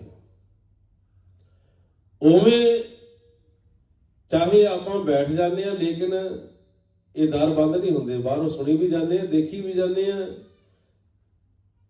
ਤੇ ਅੰਦਰੋਂ ਬੋਲੀ ਵੀ ਜਾਂਦੇ ਆ। ਹੁਣ ਇਹ ਮਤ ਹੈ ਗੁਰੂ ਦੀ, ਜਿਹੜਾ ਆਪਾਂ ਨੂੰ ਗਿਆਨ ਦਿੱਤਾ ਆ, ਸ਼ਬਦ ਮਰੈ ਤਾਂ ਸਦਾ ਆਨੰਦ। ਇਹ ਸ਼ਬਦ ਦੁਆਰਾ ਅਸੀਂ ਮਰਨਾ ਆ, ਇਹਨੇ ਸਾਨੂੰ ਮੁਕਤ ਕਰਾਉਣਾ ਹੈ। ਜਿਹੜਾ ਸਾਡਾ ਇਹ ਮਨ ਭੁੱਲ ਚੁੱਕਾ ਆ, ਇਹਨਾਂ 9 ਦਰਾਂ ਵਿੱਚ ਵਸਣਾ ਸ਼ੁਰੂ ਕਰ ਦਿੱਤਾ ਆ, ਪਾਤਸ਼ਾਹ ਕਹਿੰਦੇ ਇਹ ਸਮਝ ਜਾਂਦਾ ਗੁਰੂ ਦੇ ਸ਼ਬਦ ਦੁਆਰਾ। ਜਿਹੜਾ ਆਪਾਂ ਨੂੰ ਸਮਝਾਇਆ, ਭੁੱਲਾ ਮਨ ਸਮਝੈ ਗੁਰ ਸ਼ਬਦ, ਤੇ ਆਪਣਾ ਇਹ ਪ੍ਰੈਕਟੀਕਲ ਆਪਾਂ ਕਰਦੇ ਹਾਂ। ਜਿਉਂ ਹੀ ਆਪਾਂ ਇਹ ਸ਼ਬਦ ਦਾ ਅਭਿਆਸ ਕਰਦੇ ਹਾਂ, ਸਾਡੀਆਂ ਇਹ ਗਿਆਨ ਇੰਦਰੀਆਂ ਇਹਨਾਂ 9 ਦਰਾਂ ਤੋਂ ਅਸੀਂ ਉੱਪਰ ਉੱਠ ਜਾਂਦੇ ਹਾਂ ਤੇ ਕਰਮ ਇੰਦਰੀਆਂ ਤੋਂ ਵੀ ਉੱਪਰ ਉੱਠ ਜਾਂਦੇ ਹਾਂ। ਸਾਡਾ ਇਹ ਮਨ ਵੀ ਸੁੰਨ ਹੋ ਜਾਂਦਾ, ਸਾਡਾ ਇਹ ਸਰੀਰ ਵੀ ਸੁੰਨ ਹੋ ਜਾਂਦਾ ਹੈ। ਮਨ ਨੂੰ ਵੀ ਸੁੱਖ ਮਿਲਦਾ ਹੈ ਤੇ ਸਾਡੇ ਤਨ ਨੂੰ ਵੀ ਸੁੱਖ ਮਿਲਦਾ ਹੈ। ਇਸੇ ਕਰਕੇ ਹੀ ਗੁਰਬਾਣੀ ਦੇ ਵਿੱਚ ਆਪਾਂ ਨੂੰ ਗਿਆਨ ਦਿੱਤਾ ਆ। ਕਹਿੰਦੇ ਜਿਹੜੇ ਗੁਰਮੁਖ ਨੇ ਨਾ, ਗੁਰੂ ਦੀ ਮੱਤ ਧਾਰਨ ਕਰਦੇ ਆ, ਉਹ ਆਪਣੇ ਸਰੀਰ ਨੂੰ ਵੀ ਸੁੱਖ ਦਿੰਦੇ ਨੇ। ਜਿਹੜਾ ਗੁਰਬਾਣੀ ਵਿੱਚ ਆਪਾਂ ਨੂੰ ਦੱਸ ਰਿਹਾ, ਕਹਿੰਦੇ ਗੁਰਮਤਿ ਸ਼ਾਂਤ ਵਸੈ ਸਰੀਰ, ਸ਼ਬਦ ਚੀਨ ਫਿਰ ਲਗੇ ਨਾ ਵੀਰ। ਇਸ ਤਰੀਕੇ ਨਾਲ ਸ਼ਬਦ ਦਾ ਅਭਿਆਸ ਕਰਨਾ ਆ। ਤੇ ਜਿਨ੍ਹਾਂ ਨੇ ਪਾਤਸ਼ਾਹ ਕਹਿੰਦੇ ਇਹ ਸੁਣ ਕੇ ਇਸ ਨੂੰ ਮੰਨ ਲਿਆ, ਮੰਨਣਾ ਹੀ ਔਖਾ ਆ, ਮੰਨਦੇ ਨਹੀਂ ਅਸੀਂ। ਸਾਹਿਬ ਸ੍ਰੀ ਗੁਰੂ ਗ੍ਰੰਥ ਸਾਹਿਬ ਮਹਾਰਾਜ ਦੀ ਬਾਣੀ ਪੜ੍ਹਦੇ ਆ, ਸੁਣਦੇ ਪਰ ਮੰਨਦੇ ਨਹੀਂ। ਤਾਂ ਹੀ ਬਾਰੇ ਕਹਿੰਦੇ ਨਾ, ਸਤਿਗੁਰ ਕੀ ਬਾਣੀ ਸਤ ਸਤ ਕਰ ਜਾਣੋ ਗੁਰ ਸਿੱਖੋ। ਇਹ ਸਤਿਗੁਰ ਦੀ ਬਾਣੀ ਸਤ, ਇਹਨੂੰ ਮੰਨੋ। ਜਿਹੜਾ ਮੰਨੇਗਾ, ਇਸ ਨੇ ਤੁਹਾਨੂੰ, ਜਿਹੜਾ ਮਾਲਕ ਨਿਰੰਕਾਰ ਨੂੰ ਤੁਹਾਡਾ ਵਿਛੋੜਾ ਪਿਆ, ਮਿਲਾਪ ਕਰਾ ਦੇਣਾ ਹੈ। ਜਿਹੜਾ ਸਤਿਗੁਰ ਦੇ ਬਚਨ ਆਪਾਂ ਪੜ੍ਹਦੇ ਆ, ਜਾਗ ਸਲੋਨੜੀਐ ਬੋਲੇ ਗੁਰਬਾਣੀ, ਰਾਮ ਜਿਨ ਸੁਣ ਮੰਨਿਆੜੀ, ਅਕਥ ਕਹਾਣੀ ਰਾਮ। ਪਾਤਸ਼ਾਹ ਕਹਿੰਦੇ ਅਕਥ ਕਹਾਣੀ ਪਦ ਨਿਰਬਾਣੀ ਕੋ ਬਿਰਲਾ ਗੁਰਮੁਖ ਬੁਝੇ। ਜਿਨ੍ਹਾਂ ਮੰਨਿਆ ਉਹਨਾਂ ਨੇ ਬੁਝਣਾ ਹੈ। ਜਿਹੜੇ ਉਹਨਾਂ ਦੇ ਦਸੇ ਮਾਰਗ ਤੇ ਚੱਲਦੇ ਨੇ, ਉਹਨਾਂ ਨੂੰ ਗਿਆਨ ਆਉਣਾ, ਉਹਨਾਂ ਨੂੰ ਸੁਝੀ ਆਉਣੀ ਹੈ। ਤੇ ਆਓ ਆਪਾਂ, ਜਿਹੜਾ ਸਾਨੂੰ ਹੁਕਮ ਆ ਵੀ ਤੁਸੀਂ ਜੇ ਸਤਿਗੁਰ ਦੇ ਬਚਨ ਮੰਨ ਗਏ, ਤੁਹਾਡਾ ਵਾਸਾ ਨਿਜ ਘਰ ਦੇ ਵਿੱਚ ਹੋ ਜਾਣਾ, ਸੁੰਨ ਵਿੱਚ ਹੋ ਜਾਣਾ, ਥਿਰ ਘਰ ਦੇ ਵਿੱਚ ਹੋ ਜਾਣਾ। ਜਿਹੜਾ ਤੁਹਾਡਾ ਆਪਣਾ ਘਰ ਹੁੰਦਾ, ਤੁਹਾਨੂੰ ਗਿਆਨ ਹੋ ਜਾਣਾ। ਇਸ ਕਲਾ ਦੁਆਰਾ ਇਹਨਾਂ 9 ਦਰਾਂ ਤੋਂ ਮੁਕਤ ਹੋ ਜਾਓ ਤੇ ਤੁਸੀਂ ਆਪਣੇ ਘਰ ਦੇ ਵਿੱਚ ਵਸਣਾ ਸ਼ੁਰੂ ਕਰ ਦਿਓ। ਜਿਹੜਾ ਆਪਾਂ ਤੀਜੇ ਪਾਤਸ਼ਾਹ ਸਾਹਿਬ ਸ੍ਰੀ ਗੁਰੂ ਅਮਰਦਾਸ ਜੀ ਮਹਾਰਾਜ, ਉਹਨਾਂ ਦੇ ਬਚਨ ਪੜ੍ਹਦੇ ਆ, ਵਾਜੇ ਪੰਜ ਸ਼ਬਦ ਤਿਤ ਘਰ ਸੁਭਾਗੇ, ਘਰ ਸੁਭਾਗੇ ਸ਼ਬਦ ਵਾਜੇ, ਕਲਾ ਜਿਤ ਕਰ ਧਾਰੀ ਹੈ। ਇਹ ਕਲਾ ਆ, ਇਹ ਜੁਗਤੀ ਆ। ਜਦੋਂ ਹੀ ਅਸੀਂ ਇਹ ਤ੍ਰੈ ਗੁਣਾਂ ਤੋਂ ਮੁਕਤ ਹੋਵਾਂਗੇ ਤੇ ਸਾਨੂੰ ਉਹ ਕੀਰਤਨ ਸਾਡੇ ਅੰਦਰ ਚੱਲਣਾ ਸ਼ੁਰੂ ਹੋ ਜਾਂਦਾ ਆ, ਸੁਣਨਾ ਸ਼ੁਰੂ ਹੋ ਜਾਂਦਾ ਸਾਨੂੰ। ਜਿਵੇਂ ਮਾਤਾ ਜੀ ਦੱਸ ਰਹੇ ਸੀ ਕਿ ਮੈਨੂੰ ਕੁਝ ਹੁੰਦਾ ਹੈ, ਮੇਰੇ ਅੰਦਰ ਘੰਟੀਆਂ ਵੱਜਦੀਆਂ ਨੇ। ਤੇ ਹੁਣ ਜਿਨ੍ਹਾਂ ਨੂੰ ਨਹੀਂ ਪਤਾ, ਨਹੀਂ ਗਿਆਨ, ਉਹ ਫਿਰ ਇਹ ਜੋ ਸਾਡੇ ਅੰਦਰ ਇਹ ਅਨਹਦ ਵਾਜੇ ਵੱਜਦੇ ਨੇ ਨਾ, ਅਨਹਦ ਧੁਨਾਂ ਵੱਜਦੀਆਂ, ਨਾ ਗਿਆਨ ਹੋਣ ਕਰਕੇ ਡਾਕਟਰਾਂ ਕੋਲ ਚਲੇ ਜਾਂਦੇ ਨੇ ਵੀ ਸਾਨੂੰ ਕੁਝ ਹੋ ਰਿਹਾ, ਸਾਡੇ ਕੰਨਾਂ ਦੇ ਵਿੱਚ ਕੋਈ ਆਵਾਜ਼ਾਂ ਆ ਰਹੀਆਂ। ਹੁਣ ਪਾਤਸ਼ਾਹ ਤਾਂ ਕਹਿੰਦੇ ਤੁਸੀਂ ਸੁਣੋ, ਇਹਨਾਂ ਧੁਨਾਂ ਨੂੰ ਤੁਸੀਂ ਸੁਣਨਾ ਹੈ, ਇਹਨਾਂ ਅਨਹਦ ਵਾਜਿਆਂ ਨੂੰ, ਅਨੰਦ ਕੀਰਤਨ ਨੂੰ ਤੁਸੀਂ ਸੁਣਨਾ, ਜਿਹਦੇ ਨਾਲ ਤੁਹਾਨੂੰ ਰਸ ਆਏਗਾ, ਆਨੰਦ ਆਏਗਾ। ਲੇਕਿਨ ਉਹ ਕਲਾ, ਉਹ ਜੁਗਤੀ, ਉਹ ਤਰੀਕਾ ਆਪਾਂ ਨੂੰ ਦੱਸਿਆ ਸੁਣਨ ਵਾਸਤੇ, ਜਿਹੜਾ ਅਸੀਂ ਇਹ ਗੁਰੂ ਦੀ ਮੱਤ ਅਨੁਸਾਰ ਇਹਨਾਂ 9 ਦਰਾਂ ਨੂੰ ਬੰਦ ਕਰਕੇ ਆਪਣੇ ਘਰ ਦੇ ਵਿੱਚ ਬੈਠ ਕੇ ਸੁਣਦੇ ਹਾਂ, ਕਿਉਂਕਿ ਵੱਜਦੇ ਉੱਥੇ ਨੇ। ਆਓ ਸਾਰੇ ਆਪਾਂ ਗੁਰੂ ਦੇ ਸ਼ਬਦ ਨੂੰ ਕਮਾਉਣਾ। ਜਦੋਂ ਸਵਾਸ ਅੰਦਰ ਜਾਂਦਾ, ਆਪਾਂ ਰਸਨਾ ਦੁਆਰਾ ਉਚਾਰਨ ਕਰਨਾ ਆ, ਇਹਦੇ ਨਾਲ ਸੁਰਤੀ ਨੂੰ ਜੋੜਨਾ ਹੈ। ਇਹ ਗੁਰੂ ਦੇ ਸ਼ਬਦ ਨੇ ਸਾਨੂੰ ਇਹਨਾਂ 9 ਘਰਾਂ ਤੋਂ, 9 ਦਰਾਂ ਤੋਂ ਮੁਕਤ ਕਰਾਉਣਾ ਹੈ। ਜਿਹੜੇ ਸਾਡੇ ਇਹ ਬੰਧਨ ਨਹੀਂ ਟੁੱਟਦੇ, ਇਹ ਵਿਚਾਰ ਨਹੀਂ ਖਤਮ ਹੁੰਦੇ, ਇਹ ਬੇਗਾਨਾ ਘਰ ਤੋਂ ਮੁਕਤ ਨਹੀਂ ਅਸੀਂ ਹੁੰਦੇ ਤੇ ਵਿਚਾਰਾਂ ਵਿੱਚ ਵੱਜੇ ਹੋਏ ਆ, ਵਿਚਾਰ ਸੁਣੀ ਜਾਂਦੇ ਆ, ਵਿਚਾਰ ਲਈ ਜਾਂਦੇ ਆ।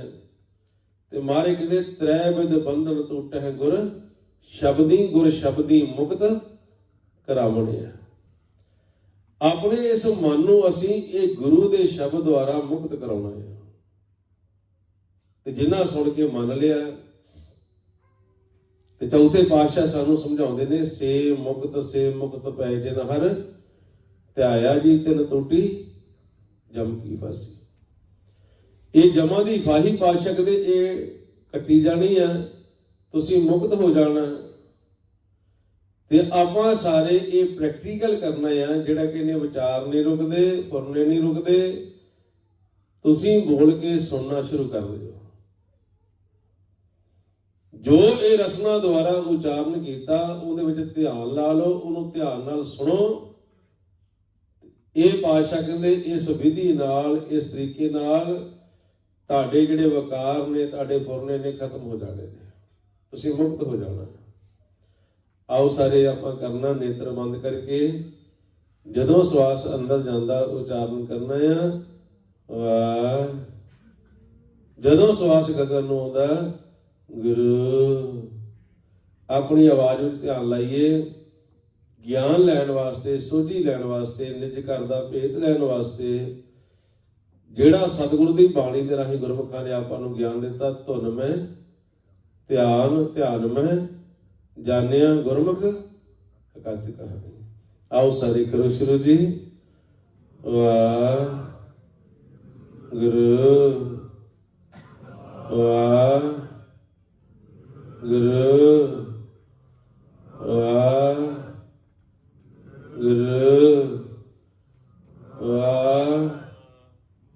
ਵਾਹਿਗੁਰੂ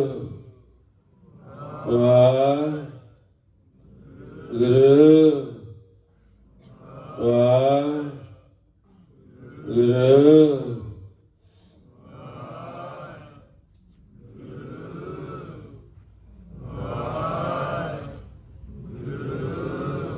ਗੁਰਮੁਖੋਂ ਨੇਤਰ ਬੰਦ ਕਰਕੇ ਆਪਣੇ ਆਪ ਨੂੰ ਸੁਣਨਾ ਸ਼ੁਰੂ ਕਰੋ।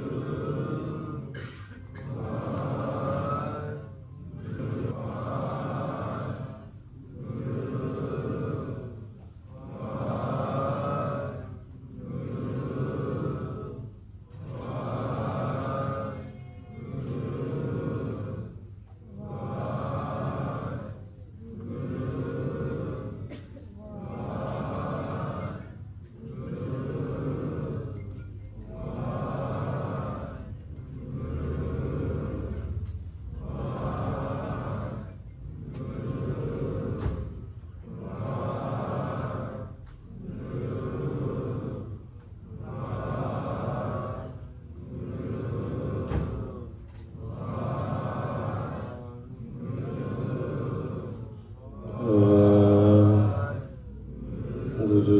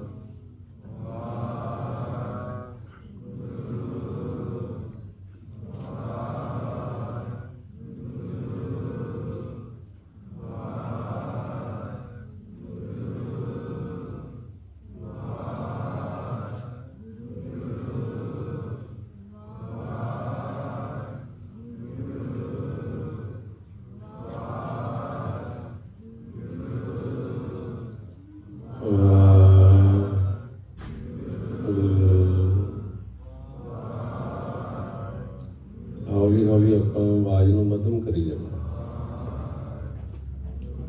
ਤੇ ਇਸ ਨੂੰ ਧਿਆਨ ਨਾਲ ਸੁਣਨਾ ਹੈ।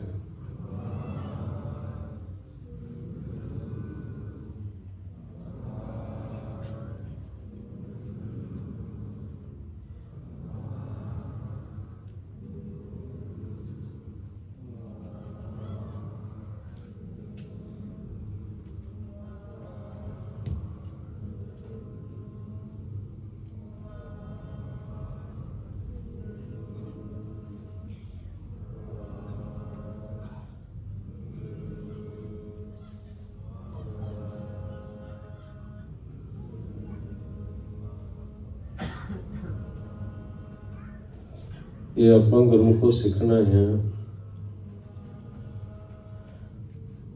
ਗੁਰੂ ਦੇ ਸ਼ਬਦ ਨੂੰ ਇਹਦੇ ਨਾਲ ਸੁਰਤੀ ਨੂੰ ਮਿਲਾਉਣਾ ਹੈ।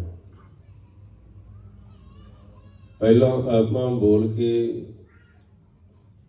ਇਸ ਮਨ ਨੂੰ ਸੁਣਾਉਣਾ ਸ਼ੁਰੂ ਕਰਨਾ ਹੈ ਜਿਹੜਾ ਆਪਣੀ ਆਵਾਜ਼ ਨੂੰ ਨਹੀਂ ਸੁਣਦਾ ਹੈ। ਨਾ ਇਸ ਨੂੰ ਸੁਣਨ ਕਰਕੇ ਇਸ ਨੂੰ ਗਿਆਨ ਨਹੀਂ ਆਉਂਦਾ।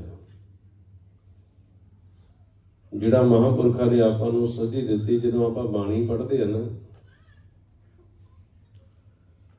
ਜਿੰਨਾ ਚਿਰ ਬੋਲ ਕੇ ਉਸ ਨੂੰ ਸੁਣਦੇ ਨਹੀਂ, ਮਨ ਰੁਕਦਾ ਨਹੀਂ ਸਾਡਾ, ਇਹ ਥਿਰ ਨਹੀਂ ਹੁੰਦਾ, ਇਹਨੂੰ ਪਤਾ ਨਹੀਂ ਲੱਗਦਾ। ਇਸੇ ਤਰ੍ਹਾਂ ਹੀ ਜਿੰਨਾ ਚਿਰ ਅਸੀਂ ਇਹ ਗੁਰੂ ਦਾ ਸ਼ਬਦ, ਇਹ ਬੈਖਰੀ ਬਾਣੀ ਦੇ ਵਿੱਚ ਬੋਲ ਕੇ ਇਹ ਆਵਾਜ਼ ਵਿੱਚ ਧਿਆਨ ਨਹੀਂ ਲਾਉਂਦੇ, ਇਹਨੂੰ ਗਿਆਨ ਨਹੀਂ ਆਉਂਦਾ। ਪਹਿਲਾ ਆਦਿ ਇਹ ਮਨ ਸਾਡਾ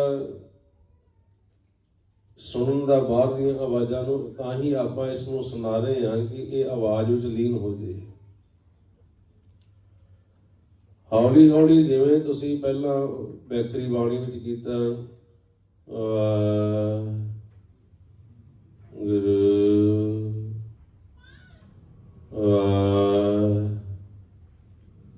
ਗੁਰੂ, ਫਿਰ ਹੌਲੀ ਹੌਲੀ ਮੱਧਮ ਕਰ ਦੇਣਾ। ਆਪਾਂ ਦੇਖਣਾ ਇਹਨੂੰ ਆਦਤ ਪੈ ਗਈ ਸੁਣਨ ਦੀ, ਫਿਰ ਆਪਾਂ ਸਹਿਜ ਵਿੱਚ ਸ਼ੁਰੂ ਕਰਨਾ ਹੈ।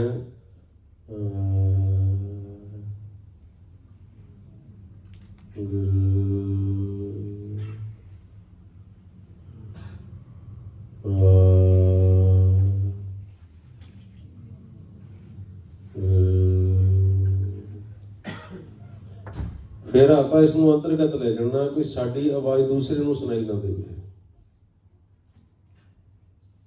ਇਹਨਾਂ ਅੰਤਰਗਤ ਸਹਿਜ ਦੇ ਵਿੱਚ ਫਿਰ ਆਪਾਂ ਸਿਮਰਨ ਕਰਨਾ ਹੈ।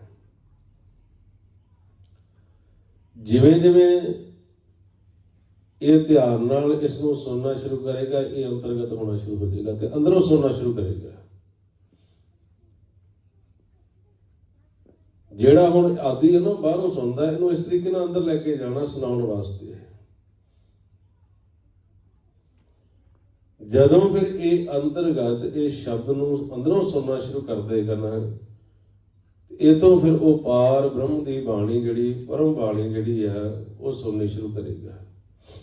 ਅੱਗੇ ਬਾਹਰੋਂ ਸੁਣਦਾ ਹੈ ਤੇ ਫਿਰ ਇਸਨੇ ਅੰਦਰੋਂ ਸੁਣਨਾ ਸ਼ੁਰੂ ਕਰਨਾ ਹੈ। ਜਿਹੜਾ ਆਪਾਂ ਨੂੰ ਸਤਿਗੁਰੂ ਦੀ ਬਾਣੀ ਵਿੱਚ ਸਮਝਾਇਆ ਸੁਣਨ ਵਾਸਤੇ,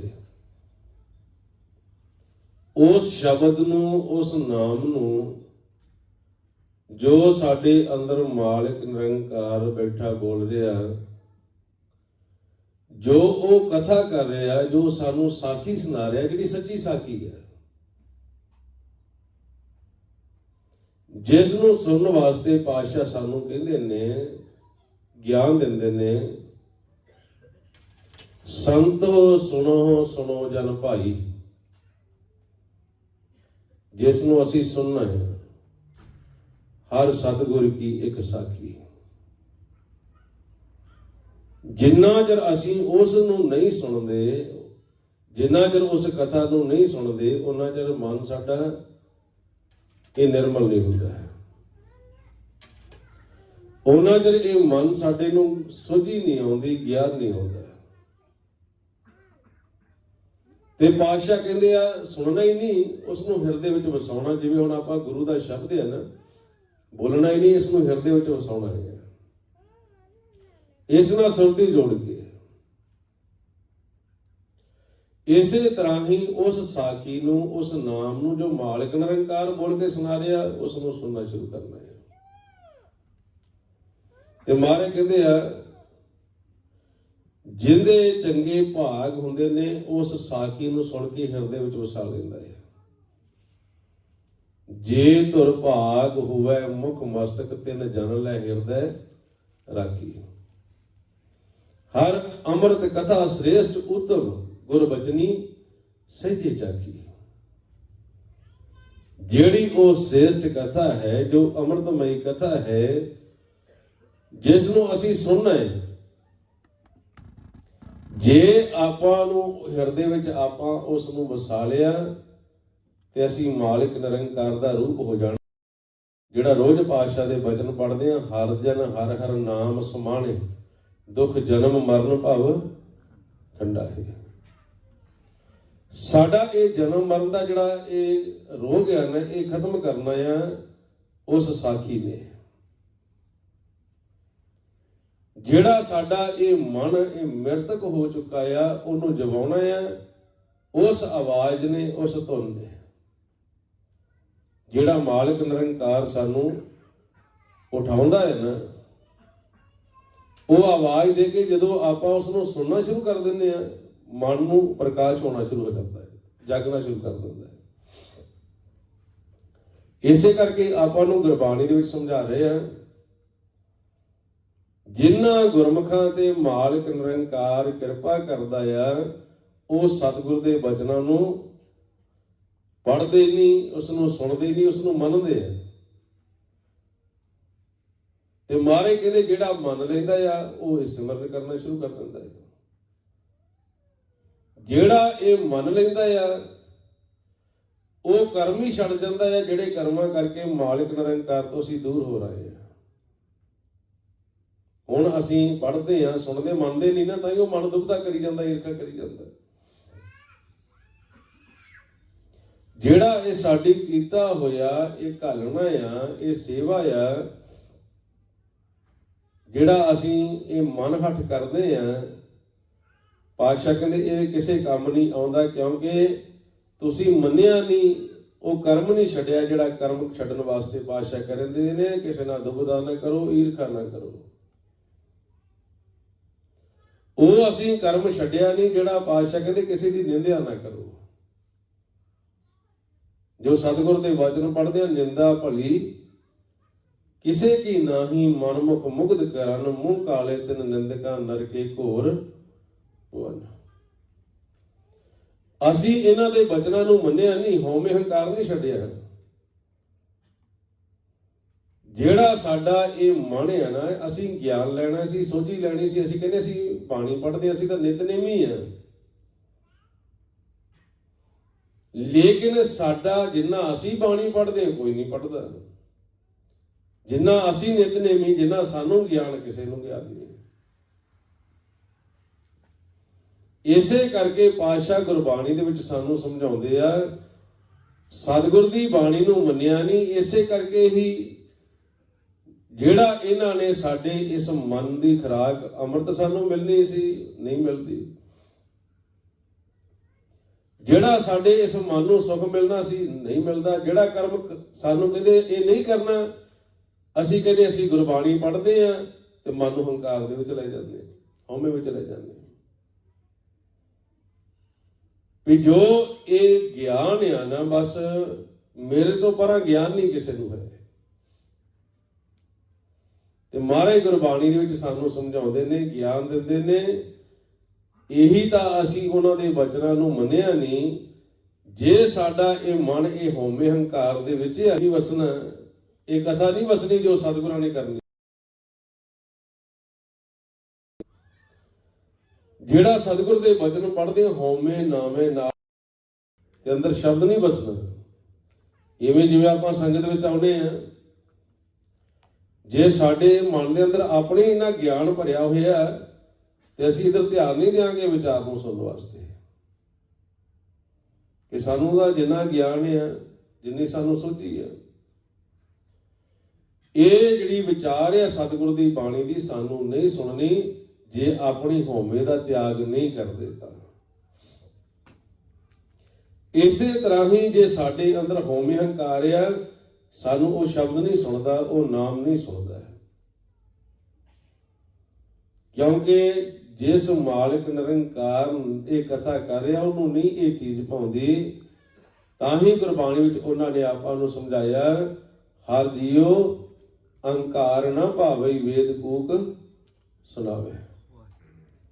ਪਾਸ਼ਕ ਨੇ ਇਹ ਤਾਂ ਵੇਦਾਂ ਵਿੱਚ ਗਿਆਨ ਦਿੱਤਾ, ਸ਼ਾਸਤਰਾਂ ਵਿੱਚ ਗਿਆਨ ਦਿੱਤਾ ਕਿ ਮਾਲਕ ਨਿਰੰਕਾਰ ਨੂੰ ਹੰਕਾਰ ਨਹੀਂ ਪਾਉਂਦਾ, ਹਉਮੈ ਨਹੀਂ ਪਾਉਂਦੀ। ਸਤਿਗੁਰ ਸਾਨੂੰ ਗੁਰਬਾਣੀ ਰਾਹੀਂ ਗਿਆਨ ਦੇ ਰਹੇ ਨੇ, ਸੋਝੀ ਦੇ ਰਹੇ ਨੇ ਕਿ ਮਾਲਕ ਨਿਰੰਕਾਰ ਜਿਸ ਨੂੰ ਮਿਲਣਾ ਆ ਉਹ ਤੁਹਾਡੇ ਨੇੜੇ ਆ, ਲੇਕਿਨ ਤੁਹਾਨੂੰ ਧਿਆਨ ਨਾਲ ਦੇਖਣਾ ਪੈਣਾ ਹੈ। ਤੁਸੀਂ ਧਿਆਨ ਨਾਲ ਨਹੀਂ ਦੇਖਦੇ। ਜੋ ਸਤਿਗੁਰ ਦੀ ਬਾਣੀ ਦਾ ਆਪਾਂ ਗਿਆਨ ਲੈ ਰਹੇ ਸੀ, ਪਾਤਸ਼ਾਹ ਕਹਿੰਦੇ ਆ, ਹਰ ਸੰਤੋ ਦੇਖੋ ਨਦਰ ਕਰ। ਜਿਹੜਾ ਅਸੀਂ ਧਿਆਨ ਨਾਲ ਉਹ ਸਤਿਗੁਰ ਦੀ ਸੇਵਾ ਕਰਨੀ ਨਾ, ਅਸੀਂ ਧਿਆਨ ਨਹੀਂ ਲਾਉਂਦੇ ਉਹ ਸੱਚ ਵਿੱਚ ਨਿਰੰਕਾਰ ਦੇ ਵਿੱਚ, ਉਹ ਨੇੜੇ ਆ। ਜਿਹੜਾ ਸਾਨੂੰ ਪਾਤਸ਼ਾਹ ਕਹਿੰਦੇ ਨਦਰੀ ਸਤਿਗੁਰ ਸੇਵੀ ਹੈ, ਧਿਆਨ ਦੁਆਰਾ ਹੀ ਸੇਵਾ ਹੋਣੀ ਉਸ ਮਾਲਕ ਨਿਰੰਕਾਰ ਦੀ। ਇਹ ਧਿਆਨ ਨੇ ਹੀ, ਇਹ ਸਾਡੀ ਸੁਰਤੀ ਨੇ ਹੀ, ਸਾਡੇ ਮਨ ਨੇ ਹੀ ਸਤਿਗੁਰ ਦੀ ਸੇਵਾ ਕਰਨੀ ਹੈ। ਜਿਹੜਾ ਗੁਰਬਾਣੀ ਵਿੱਚ ਆਪਾਂ ਨੂੰ ਦੱਸਿਆ ਆ, ਉਹ ਸੇਵਾ ਕੀਤੀ ਸਾਡੀ ਸਫਲ ਆ। ਸਤਿਗੁਰ ਕੀ ਸੇਵਾ ਸਫਲ ਹੈ ਜੇ ਕੋ ਕਰੈ ਚਿਤ ਲਾਏ। ਹੁਣ ਸਤਿਗੁਰ ਨੂੰ ਤਾਂ ਅਸੀਂ ਦੇਖ ਰਹੇ ਹਾਂ, ਲੇਕਿਨ ਉਹਦੇ ਵਿੱਚ ਧਿਆਨ ਨਹੀਂ ਲਾਉਂਦੇ, ਚਿੱਤ ਨਹੀਂ ਲਾਉਂਦੇ, ਤਾਂ ਹੀ ਸਾਡੀ ਸੇਵਾ ਸਫਲ ਨਹੀਂ ਹੋ ਰਹੀ। ਸਤਿਗੁਰ ਗੁਰਬਾਣੀ ਦੇ ਵਿੱਚ ਸਾਨੂੰ ਸਮਝਾਉਂਦੇ ਨੇ, ਹਰ ਸੰਤੋ ਦੇਖੋ ਨਦਰ ਕਰ ਨਿਕਟ ਵਸੈ ਭਰਪੂਰ। ਗੁਰਮੁਖ ਜਿਨੀ ਪਛਾਨਿਆ ਸੇ ਵੇਖੈ ਸਦਾ ਹਜੂਰ। ਜਿਨ੍ਹਾਂ ਨੇ ਪਹਿਚਾਨ ਕਰ ਲਈ ਗੁਰੂ ਦੀ ਮੱਤ ਅਨੁਸਾਰ, ਸੁਣ ਲਿਆ, ਮੰਨ ਲਿਆ ਵੀ ਆਹ ਸਤਿਗੁਰ ਜੀ ਜਿਸ ਨੂੰ ਤੁਸੀਂ ਦੇਖਦੇ ਹੋ। ਜੋ ਸਤਿਗੁਰ ਗੁਰਬਾਣੀ ਦੇ ਵਿੱਚ ਸਾਨੂੰ ਸਮਝਾਉਂਦੇ ਨੇ, ਕਹਿੰਦੇ ਦੇਖਦੇ ਤਾਂ ਆਪਾਂ ਸਾਰੇ ਆ, ਲੇਕਿਨ ਧਿਆਨ ਨਾਲ ਨਹੀਂ ਦੇਖਦੇ। ਜਿਹੜੀ ਨਦਰ ਦੁਆਰਾ ਪਾਤਸ਼ਾਹ ਜਿਹੜੇ ਧਿਆਨ ਦੁਆਰਾ ਸਾਨੂੰ ਕਹਿੰਦੇ ਨੇ, ਹਰ ਸੰਤੋ ਦੇਖੋ ਨਦਰ ਕਰ ਨਿਕਟ ਵਸੈ ਭਰਪੂਰ, ਤੇ ਅਸੀਂ ਦੇਖ ਰਹੇ ਹਾਂ ਪਰ ਧਿਆਨ ਨਾਲ ਨਹੀਂ ਦੇਖ ਰਹੇ। ਜਿਹਨੂੰ ਪਾਤਸ਼ਾਹ ਕਹਿੰਦੇ ਆ, ਸਤਿਗੁਰ ਨੂੰ ਸਭ ਕੋ ਦੇਖਦਾ ਜੇਤਾ ਜਗਤ ਸੰਸਾਰ। ਡਿਠਿਆਂ ਮੁਕਤ ਨਾ ਹੋਵੇ ਜਿਚਰ ਸ਼ਬਦ ਨਾ ਕਰੇ ਵਿਚਾਰ। ਹੁਣ ਮਹਾਰਾਜ ਗੁਰਬਾਣੀ ਦੇ ਵਿੱਚ ਸਾਨੂੰ ਸਮਝਾ ਰਹੇ, ਗਿਆਨ ਦੇ ਰਹੇ ਵੀ ਉਹਨੂੰ ਭੇਤ ਆਉਣਾ ਆ, ਉਹਦਾ ਮਿਲਾਪ ਉਹ ਸਤਿਗੁਰ ਨਿਰੰਕਾਰ ਨਾਲ ਹੋਣਾ ਹੈ, ਜਿਹੜਾ ਧਿਆਨ ਨਾਲ ਦੇਖੇਗਾ, ਨੇੜੇ ਦੇਖੇਗਾ। ਜਿਹਨੂੰ ਪਾਤਸ਼ਾਹ ਗੁਰਬਾਣੀ ਵਿੱਚ ਸਮਝਾਉਂਦੇ ਆ, ਨਾਨਕ ਸਤਿਗੁਰ ਤਾਂ ਮਿਲੈ ਜਾਂ ਮਨ ਰਹਿ ਅਦੂਰ। ਉਹ ਸਤਿਗੁਰ ਦੀ ਪ੍ਰਾਪਤੀ, ਉਸ ਨਿਰੰਕਾਰ ਦੀ ਪ੍ਰਾਪਤੀ ਤਾਂ ਹੋਣੀ ਹੈ ਜੇ ਸਾਡਾ ਇਹ ਮਨ ਨੇੜੇ ਰਹੇਗਾ, ਤੇ ਫਿਰ ਹੀ ਉਹ ਸਤਿਗੁਰ ਦਾ ਭੇਤ ਆਏਗਾ, ਗਿਆਨ ਆਏਗਾ। ਇਹ ਤਾਂ ਦੂਰ ਭਜਦਾ ਹੈ, ਇਹ ਸਤਿਗੁਰ ਨੂੰ ਧਿਆਨ ਨਾਲ ਨਹੀਂ ਦੇਖਦਾ। ਤੇ ਮਹਾਰਾਜ ਸਾਨੂੰ ਸਮਝਾਉਂਦੇ ਆ, ਜਿਨ੍ਹਾਂ ਨੇ ਦੇਖ ਲਿਆ, ਜਿਨ੍ਹਾਂ ਨੇ ਪਹਿਚਾਣ ਕਰ ਲਈ, ਉਹ ਨੇੜੇ ਵਸਣਾ ਸ਼ੁਰੂ ਕਰ ਦਿੰਦੇ ਨੇ। ਲੇਕਿਨ ਇਹ ਸਾਡੇ ਵਿੱਚ ਜਿਹੜਾ ਇਹ ਗੁਣ ਆਉਣੇ ਨੇ, ਜਿਨ੍ਹਾਂ ਨੇ ਸਾਡੇ ਅੰਦਰ ਉਹ ਸੱਚ ਨੂੰ ਵਸਾਉਣਾ, ਨਿਰੰਕਾਰ ਨੂੰ ਵਸਾਉਣਾ, ਤੇ ਜੇ ਸਾਡੇ ਵਿੱਚ ਉਹ ਗੁਣ ਆ ਗਏ, ਅਸੀਂ ਧਿਆਨ ਨਾਲ ਦੇਖਿਆ, ਧਿਆਨ ਨਾਲ ਸੁਣਿਆ, ਤੇ ਉਸ ਮਾਲਕ ਨਿਰੰਕਾਰ ਦੀ ਉਸਤਤ ਕੀਤੀ, ਵਡਿਆਈ ਕੀਤੀ, ਫਿਰ ਤਾਂ ਇਹ ਸ਼ਬਦ ਸਾਡੇ ਅੰਦਰ ਸਮਾ ਜਾਏਗਾ, ਇਹ ਸੱਚ ਨਿਰੰਕਾਰ ਸਾਡੇ ਅੰਦਰ ਸਮਾ ਜਾਏਗਾ। ਨਹੀਂ ਤਾਂ ਹੁਣ ਪੜ੍ਹੀ ਤਾਂ ਅਸੀਂ ਜਾਣਦੇ ਹਾਂ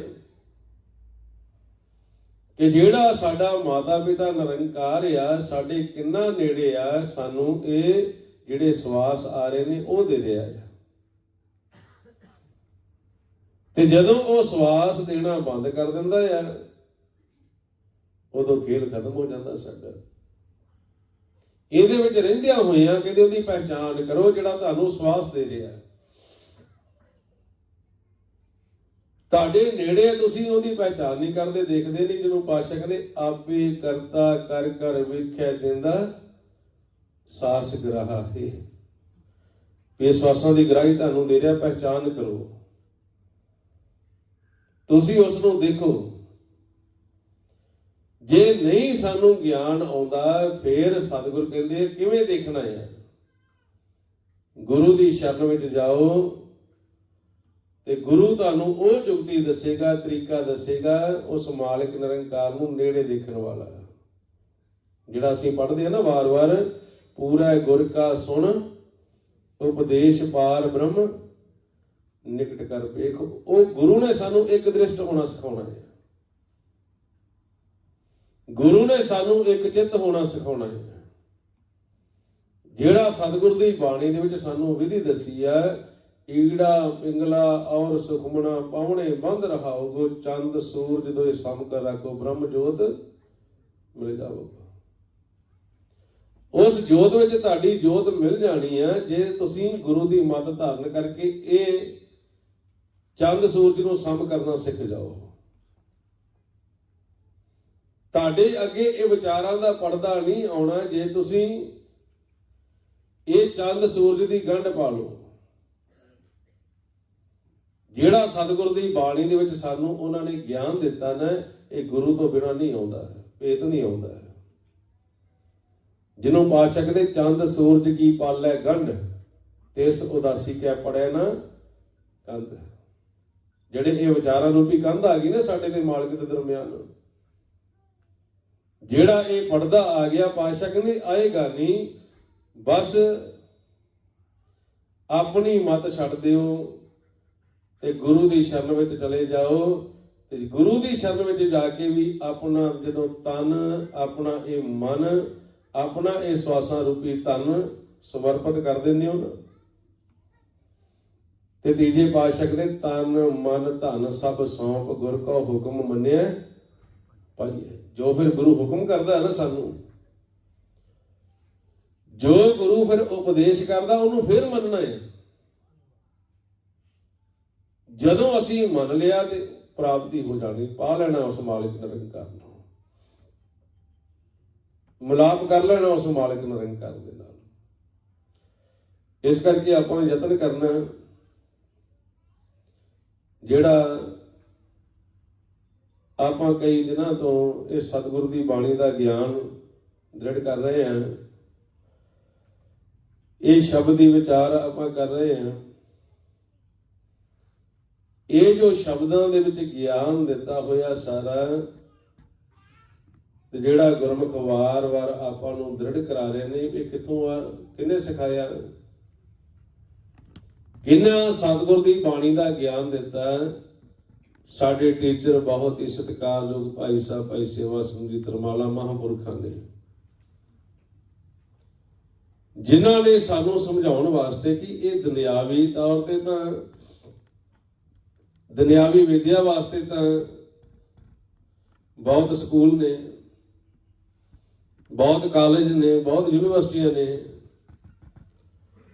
ਲੇਕਿਨ ਜਿੰਨਾ ਚਿਰ ਸਾਨੂੰ ਇਸ ਆਪਣੇ ਮਨ ਦਾ ਗਿਆਨ ਨਹੀਂ ਆਉਂਦਾ, ਆਪਣੇ ਆਪ ਦਾ ਗਿਆਨ ਨਹੀਂ ਆਉਂਦਾ, ਉਹਨਾਂ ਚਿਰ ਵਿਦਿਆ ਜਿੰਨੀ ਮਰਜ਼ੀ ਅਸੀਂ ਪ੍ਰਾਪਤ ਕਰ ਲਾਂਗੇ। ਆਪਾਂ ਨੂੰ ਉਦਾਹਰਨਾਂ ਦਿੱਤੀਆਂ ਕਿ ਰਾਵਣ ਜਿੰਨੀ ਵਿਦਿਆ ਕਿਸੇ ਨੇ ਪ੍ਰਾਪਤ ਨਹੀਂ ਕੀਤੀ ਜਿੰਨੀ ਰਾਵਣ ਨੂੰ ਵਿਦਿਆ ਸੀ। ਵੇਦਾਂ ਦਾ ਗਿਆਤਾ ਸੀ ਉਹ। ਜਿੰਨਾ ਉਹਨੇ ਇਹ ਖੋਜ ਕੀਤੀ ਆ ਵਿਗਿਆਨ ਤੌਰ ਤੇ ਆਪਾਂ ਨੂੰ ਗੁਰਬਾਣੀ ਨੇ ਗਿਆਨ ਦਿੱਤਾ ਵੀ ਉਹ ਜਿਸ ਤਰ੍ਹਾਂ ਆਪਾਂ ਸੂਰਜ ਦੀ ਰੋਸ਼ਨੀ ਤੋਂ ਕਰਮ ਲੈਨੇ, ਉਹਨੇ ਚੰਦਰਮਾ ਦੀ ਰੋਸ਼ਨੀ ਤੋਂ ਵੀ ਕਰਮ ਲਿਆ।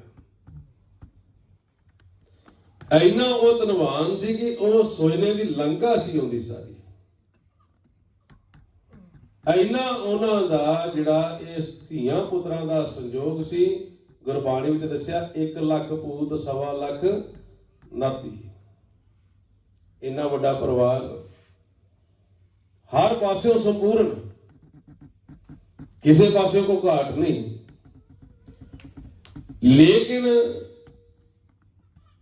ਪਿਆਰ ਵੀ ਉਹਦਾ ਇੰਨਾ ਸੀ ਕਿ ਆਪਣਾ ਉਹ ਸੀਸ ਵੀ ਅਰਪਣ ਕਰ ਦਿੰਦਾ ਸੀ ਆਪਣੇ ਗੁਰੂ ਨੂੰ।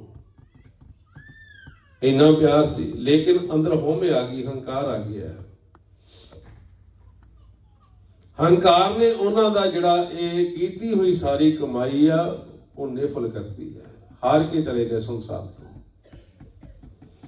ਜਿੰਨਾ ਚਿਰ ਸਾਨੂੰ ਇਹ ਬ੍ਰਹਮ ਦਾ ਗਿਆਨ ਨਹੀਂ ਆਉਂਦਾ, ਇਹ ਸੋਝੀ ਨਹੀਂ ਆਉਂਦੀ, ਇਹ ਵਿਦਿਆ ਨੂੰ ਅਸੀਂ ਪੜ੍ਹਦੇ ਨਹੀਂ, ਉਹਨਾਂ ਉਹਦਾ ਤੇ ਚਲੋ ਸਾਨੂੰ ਗਿਆਨ ਨਹੀਂ, ਸੋਝੀ ਨਹੀਂ। ਜਿੰਨਾ ਚਿਰ ਅਸੀਂ ਇਹ ਸੰਸਾਰ ਦੇ ਵਿੱਚ ਵਿਚਰਨਾ, ਇੱਥੇ ਵੀ ਸਾਨੂੰ ਸ਼ਾਂਤੀ ਨਹੀਂ।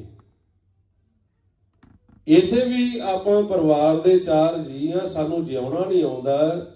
ਇੱਥੇ ਵੀ ਅਸੀਂ ਦੁਖੀ ਹੋਏ ਰਹਿੰਦੇ ਆ, ਆਪਸ ਵਿੱਚ ਲੜਦੇ ਝਗੜਦੇ ਰਹਿੰਦੇ ਆ, ਵਿਚਾਰਾਂ ਦਾ ਟਕਰਾਅ ਹੋ ਜਾਂਦਾ, ਦੁਖੀ ਹੋ ਜਾਂਦੇ ਆ। ਪਿਓ ਪੁੱਤ ਦੁਖੀ ਹੋਇਆ ਬੈਠਾ ਹੈ, ਭਰਾ ਭਰਾ ਤੋਂ ਦੁਖੀ ਹੋਇਆ ਬੈਠਾ ਹੈ। ਪਰ ਲੋਕ ਦਾ ਸੁੱਖ ਤਾਂ ਦੂਰ, ਸਾਨੂੰ ਇਸ ਲੋਕ ਦੇ ਵਿੱਚ ਵਸਣਾ ਨਹੀਂ ਆਉਂਦਾ ਹੈ, ਇੱਥੋਂ ਦਾ ਸੁੱਖ ਲੈਣਾ ਨਹੀਂ ਆਉਂਦਾ। ਤੇ ਸਤਿਗੁਰ ਦੀ ਬਾਣੀ ਦੇ ਵਿੱਚ ਸਾਨੂੰ ਇਸ ਲੋਕ ਦਾ ਵੀ ਤੇ ਪਰਲੋਕ ਦਾ ਵੀ ਸੁੱਖ ਕਿਵੇਂ ਲੈਣਾ, ਜਿਹੜਾ ਗਿਆਨ ਦਿੱਤਾ, ਇਹ ਸਮਝਾਉਣ ਵਾਸਤੇ ਉਹਨਾਂ ਨੇ ਫਿਰ ਸਾਰੇ ਗੁਰਮੁਖਾਂ ਦੇ ਸੰਜੋਗ ਦੇ ਨਾਲ ਮੋਗੇ ਵਿਖੇ ਇਹ ਬ੍ਰਹਮ ਗਿਆਨ ਦਾ ਕੇਂਦਰ, ਜੋ ਬ੍ਰਹਮ ਦਾ ਗਿਆਨ ਇਹ ਵਿਦਿਆ ਵਾਸਤੇ, ਆਪਣੇ ਵਾਸਤੇ, ਇਹ ਜੀਵਨ ਦਾ ਲਾਹਾ ਲੈਣ ਵਾਸਤੇ, ਜੋ ਮਨ ਵਾਸਤੇ ਗਿਆਨ ਹੈ, ਉਹਨਾਂ ਨੇ ਫਿਰ ਇਹ ਕੇਂਦਰ ਖੋਲਿਆ ਮੋਗੇ ਵਿਖੇ, ਤਾਂ ਕਿ ਅਸੀਂ ਇਹ ਸਿੱਖੀਏ ਜੀਵਨ ਦੀ ਜਾਂਚ ਜਿਹੜੀ ਨਹੀਂ ਆਉਂਦੀ। ਮਤ ਵਿੱਚ ਮਰਨ ਹੋਰ ਜੀਵਨ ਹੋਰ ਕੈਸਾ, ਜਾਂ ਜੀਵਾਂ ਤਾਂ ਜੁਗਤ ਨਾ ਹੈ, ਇਹ ਜੀਵਨ ਦੀ ਜੁਗਤ ਸਿਖਾਉਣ ਵਾਸਤੇ। ਸਾਹਿਬ ਸ੍ਰੀ ਗੁਰੂ ਰਾਮਦਾਸ ਜੀ ਦੇ ਬਚਨਾਂ ਅਨੁਸਾਰ ਜਿਹੜਾ ਅਸੀਂ ਕੇਵਲ ਪੜ੍ਹਦੇ ਆ, ਉਹ ਕਹਿੰਦੇ ਤੁਸੀਂ ਨਿਤਨੇਮੀ ਬਣਨਾ ਆ। ਇਹ ਸੁਬਾਹ ਤੋਂ ਲੈ ਕੇ ਇਹ ਰਾਤ ਨੂੰ, ਇਹ ਦੇਹ ਨੂੰ ਛੱਡਣ ਤੱਕ, ਵਾਪਸ ਮੁੜਨ ਤੱਕ ਤੁਸੀਂ ਕਿਵੇਂ ਵਿਚਰਨਾ ਇਸ ਲੋਕ ਦੇ ਵਿੱਚ, ਤਾਂ ਕਿ ਤੁਹਾਡਾ ਇਹ ਲੋਕ ਵੀ ਸੁਖੀ ਹੋ ਜਾਏ ਤੇ ਆਪਣੇ ਘਰ ਦਾ ਵੀ ਸੁੱਖ ਤੁਹਾਨੂੰ ਮਿਲੇ। ਉਹਦੇ ਵਾਸਤੇ ਫਿਰ ਉੱਥੇ ਰਹਿਣ ਦਾ ਪ੍ਰਬੰਧ ਕੀਤਾ ਹੈ। ਕਈ ਜੀਵ 4 ਸਾਲ ਵਾਸਤੇ ਰਹਿੰਦੇ ਨੇ, ਕਈ ਸਾਲ ਵਾਸਤੇ ਰਹਿੰਦੇ ਨੇ, ਕਿਉਂਕਿ ਇਹ ਜਨਮ ਤੇ ਇਸ ਜਨਮ ਦੇ ਵਿੱਚ ਅਸੀਂ ਆਪਣਾ ਨਿਬੇੜਾ ਕਰ ਸਕਦੇ ਹਾਂ। ਜਿਹੜਾ ਮਨੋਰਥ ਲੈ ਕੇ ਸੰਸਾਰ ਦੇ ਵਿੱਚ ਆਏ, ਮਾਲਕ ਨਿਰੰਕਾਰ ਨਾਲ ਮਿਲਾਪ ਹੋ ਸਕਦਾ ਹੈ। ਤੇ ਉਹਨਾਂ ਨੇ ਸਾਨੂੰ ਉਹ ਫਿਰ ਜਿਹੜਾ ਇਹ ਕੇਂਦਰ ਬਣਾ ਕੇ ਫਿਰ ਵਿਦਿਆ ਜਿਹੜੀ ਪੜ੍ਹਾਉਣੀ ਸ਼ੁਰੂ ਕੀਤੀ ਸਤਿਗੁਰ ਦੀ ਬਾਣੀ ਰਾਹੀਂ। ਜਿਹੜਾ ਚੌਥੇ ਪਾਤਸ਼ਾਹ ਕਹਿੰਦੇ, ਗੁਰ ਸਤਿਗੁਰ ਕਾ ਜੋ ਸਿੱਖ ਅਖਾਈ ਸੋ ਭਲਕੇ ਉਠਾਰ ਨਾਮ ਧਿਆਵੇ। ਉੱਥੇ ਫਿਰ ਸੁਬਾਹ 3 ਤੋਂ ਲੈ ਕੇ 5 ਵਜੇ ਤੱਕ ਇਹ ਸਤਿਗੁਰ ਦੀ ਬਾਣੀ ਦੇ ਰਾਹੀਂ ਫਿਰ ਇਹ ਗੁਰੂ ਦਾ ਮੰਤਰ ਦ੍ਰਿੜ ਕੀਤਾ ਜਾਂਦਾ ਹੈ। ਫਿਰ ਆਪਾਂ ਨੂੰ ਸਤਿਗੁਰ ਦੀ ਬਾਣੀ ਨੇ ਹੀ ਗਿਆਨ ਦਿੱਤਾ। ਜਦੋਂ ਆਪਾਂ ਇਹ ਗੁਰੂ ਦਾ ਮੰਤਰ ਦ੍ਰਿੜ ਕਰਦੇ ਆ ਨਾ, ਜਿਵੇਂ ਦੁਨਿਆਵੀ ਤੌਰ ਤੇ ਆਪਾਂ ਸੁਬਾਹ ਉੱਠਦੇ ਆ,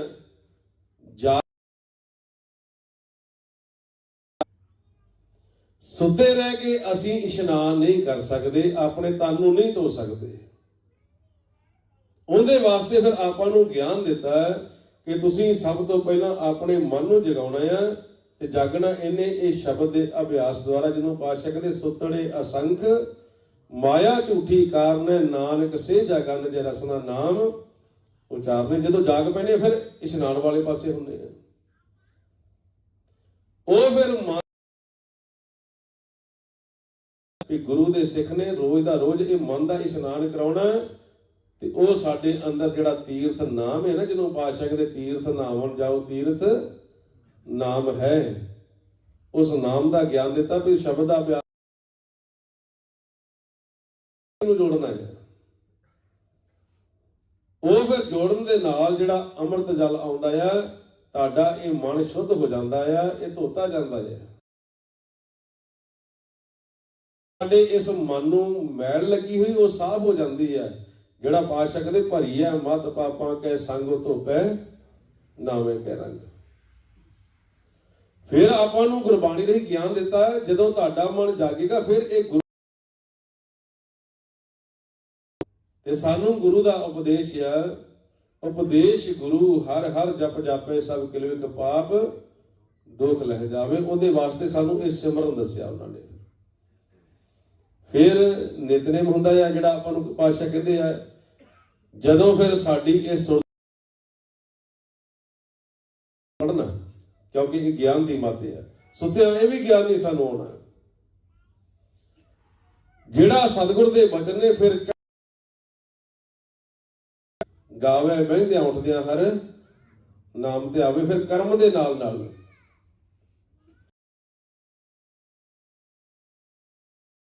ਆਪਾਂ ਘਰ ਦੇ ਵਿੱਚ ਰਹਿੰਦੇ ਨਾ ਸਾਰੇ ਮੈਂਬਰ, ਉਹ ਫਿਰ ਪਰਿਵਾਰ ਜਿਹੜਾ ਵੱਡਾ ਆ ਉਹ ਘਰ ਕਰਦੇ। ਫਿਰ 10 ਤੋਂ 12 ਫਿਰ ਅਭਿਆਸ, ਫਿਰ 12 ਤੋਂ ਲੈ ਕੇ 3 ਵਜੇ ਤੱਕ ਨਾਲੇ ਪ੍ਰਸ਼ਾਦਾ ਪਾਣੀ ਨਾਲੇ ਰੈਸਟ, ਉਹ ਵੀ ਸ਼ਬਦ ਦਾ ਅਭਿਆਸ ਕਰਦੇ ਆ। ਫਿਰ 3 ਤੋਂ 5 ਅਭਿਆਸ ਕਰਦੇ ਆ। ਫਿਰ ਰਹਿਰਾ ਸਾਹਿਬ ਜੀ ਦੇ ਪਾਠ ਹੁੰਦੇ ਨੇ, ਤੇ ਰਾਤ ਨੂੰ ਫਿਰ ਆਪਾਂ ਕਿਵੇਂ ਘਰ ਨੂੰ ਵਾਪਸ ਜਾਣਾ ਉਹਦਾ ਗਿਆਨ ਲੈਂਦੇ ਆ, ਸੋਝੀ ਲੈਂਦੇ ਆ, ਸਿਮਰਨ ਕਰਕੇ ਅਭਿਆਸ ਕਰਕੇ। ਉਥੇ ਫਿਰ ਰਹਿੰਦਿਆਂ ਹੋਇਆਂ ਨਾਲ ਨਾਲ ਉਹ ਡਿਊਟੀ ਸਾਨੂੰ ਸਿਖਾਈ, ਜਿਹੜਾ ਇਹ ਗਿਆਨ ਹੈ ਵੀ ਤੁਸੀਂ ਆਪ ਜਪਣਾ ਵੀ ਤੇ ਬਾਹਰ ਜਾ ਕੇ ਤੁਸੀਂ ਜਪਾਉਣਾ ਵੀ। ਉਹ ਤਰੀਕਾ ਉਹ ਵਿਧੀ ਫਿਰ ਅਸੀਂ ਅਪਣਾਉ। ਮੇਰਾ ਹਰ ਹਰ ਸੋ ਗੁਰਸਿੱਖ ਗੁਰੂ ਮਨ ਭਾਵੇ, ਜਿਸ ਨੂੰ ਦਿਆਲ ਹੋਇਆ ਮੇਰਾ ਧੂੜ ਮੰਗੈ ਤਿਸ ਗੁਰਸਿੱਖ ਕੀ ਜਵਾਬ ਜਪੇ ਅਵਰੇ ਨਾਮ ਜਪੇ। ਜਿਹੜਾ ਸਤਿਗੁਰ ਦਾ ਇੱਕ ਗੁਰੂ ਦੇ ਸਿੱਖ ਦਾ ਜਿਹੜਾ ਇਹ ਗਿਆਨ ਸਾਨੂੰ ਦਿੱਤਾ ਹੈ ਨਾ, ਉੱਥੇ ਫਿਰ ਇਹ ਸਿੱਖਿਆ ਹੀ ਦਿੱਤੀ ਜਾਂਦੀ ਤਾਂ ਕਿ ਜਦੋਂ ਬਾਹਰ ਜੀਵ ਜਾਣ ਫਿਰ ਨਾਲ ਆਪ ਜਪਣ। ਇਹ ਜੁਗਤੀ ਸਿੱਖਦਿਆਂ ਹੋਇਆਂ ਜੀਵਨ ਦੀ ਇਸ ਤਰੀਕੇ ਨਾਲ ਜਿਉਂਦਿਆਂ ਹੋਇਆਂ ਦੂਸਰਿਆਂ ਨੂੰ ਵੀ ਇਹਦਾ ਭੇਜ ਦੇਣਾ। ਇਹ ਸਾਰਾ ਜਿਹੜਾ ਖੇਲ, ਇਹ ਜਿਹੜੀ ਜੀਵਨ ਦੀ ਜਾਚ ਸਤਿਗੁਰ ਦੀ ਬਾਣੀ ਦੇ ਰਾਹੀਂ ਸਮਝਾਉਣ ਵਾਸਤੇ ਹੀ ਗੁਰਮੁਖਾਂ ਨੇ ਜਿਹੜਾ ਆਪਾਂ ਸਿਮਰਨ ਕਰਦੇ ਆ, ਇਹ ਜੀਵਨ ਦੀ ਜਾਚ ਸਿੱਖ ਰਹੇ ਆ ਕਿ ਕਿਸ ਤਰ੍ਹਾਂ ਅਸੀਂ ਆਪਣੇ ਇਸ ਜੀਵਨ ਨੂੰ ਸਫਲ ਕਰਨਾ ਹੈ। ਜਿਹੜੀ ਸਾਡੀ ਇਹ ਯਾਤਰਾ ਤੇ ਆਪਾਂ ਚੱਲੇ ਹੋਏ, ਇਹ ਸਫਲ ਕਿਸ ਤਰ੍ਹਾਂ ਹੋਣੀ ਹੈ, ਆਉਣਾ ਜਾਣਾ ਸਾਡਾ ਇਹ ਖਤਮ ਕਿਵੇਂ ਹੋਣਾ ਹੈ। ਆਪ ਕਰਨਾ ਇਹ ਜਿਉਣ ਦਾ ਢੰਗ ਜਿਹੜਾ ਹੈ, ਇਹ ਜਿਉਣ ਦੀ ਜੁਗਤੀ ਜਿਹੜੀ ਸਤਿਗੁਰ ਦੀ ਬਾਣੀ ਦੇ ਰਾਹੀਂ ਉੱਥੇ ਮਹਾਂਪੁਰਖਾਂ ਨੇ ਸਿਖਾਈ ਤੇ ਗੁਰਮੁਖ ਸਿੱਖ ਰਹੇ ਨੇ। ਉਹਨਾਂ ਮਹਾਂਪੁਰਖਾਂ ਦੇ ਜੀਵਨ ਦੇ ਸੰਬੰਧ ਵਿੱਚ ਕਿਵੇਂ ਉਹਨਾਂ ਨੇ ਘਾਲਣਾ ਘਾਲੀ, ਕਿਵੇਂ ਦਿਨ ਰਾਤ ਸਾਡੇ ਸੁੱਤੇ ਮਨਾਂ ਨੂੰ ਉਹ ਭੇਜ ਦਿੱਤਾ ਸਤਿਗੁਰ ਦੀ ਬਾਣੀ ਦਾ, ਆਪਾਂ ਸਾਰੇ ਪਰਿਵਾਰ ਨੇ ਬੜੇ ਧਿਆਨ ਨਾਲ ਸਰਵਣ ਕਰਨਾ ਹੈ ਤੇ ਆਪਾਂ ਦੇਖਣਾ ਉਹਨਾਂ ਸਾਨੂੰ ਆਪਣੇ ਆਪ ਦਾ ਗਿਆਨ ਦੇਣਾ ਹੈ।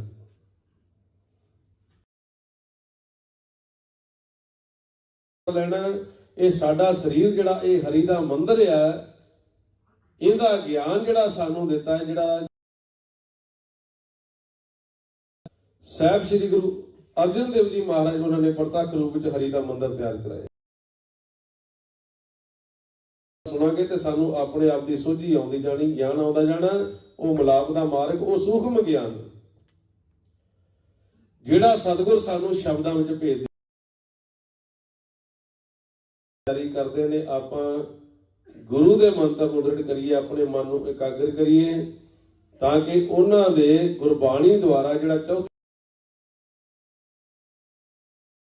ਸਮਝ ਵਿੱਚ ਆ ਜਾਣ, ਸਾਡੀ ਸੁਰਤੀ ਉਹਨਾਂ ਦੀ ਪਕੜ ਕਰ ਲਏ, ਉਹ ਤਾਂ ਕਰੇਗੀ ਜੀ ਇਕਾਗਰ ਹੋਏਗੀ।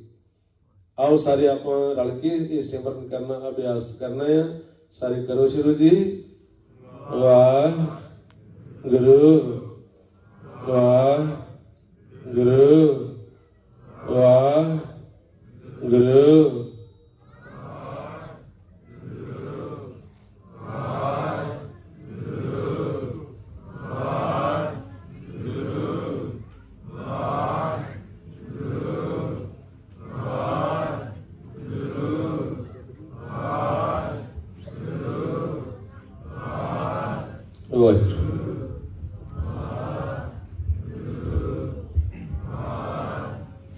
ਵਾਹਿਗੁਰੂ ਜੀ ਕਾ ਖਾਲਸਾ, ਵਾਹਿਗੁਰੂ ਜੀ ਕੀ ਫਤਿਹ। ਸਤਿਗੁਰੂ ਪਿਆਰਿਓ, ਨਾਲ ਨਾਲ ਜਿੱਥੇ ਗੁਰਮੁਖ ਉੱਥੇ ਰਹਿ ਕੇ ਇਹ ਜੀਵਨ ਦੀ ਜਾਚ ਸਿੱਖਦੇ ਨੇ, ਤੇ ਮਹਾਂਪੁਰਖਾਂ ਨੇ ਜ਼ਿਆਦਾ ਜਿਹੜਾ ਇਹ ਜ਼ੋਰ ਦਿੱਤਾ ਕਿ ਜਿਵੇਂ ਜਿਵੇਂ ਸਾਡੀ ਉਮਰ ਵੱਧਦੀ ਜਾਂਦੀ ਹੈ ਨਾ,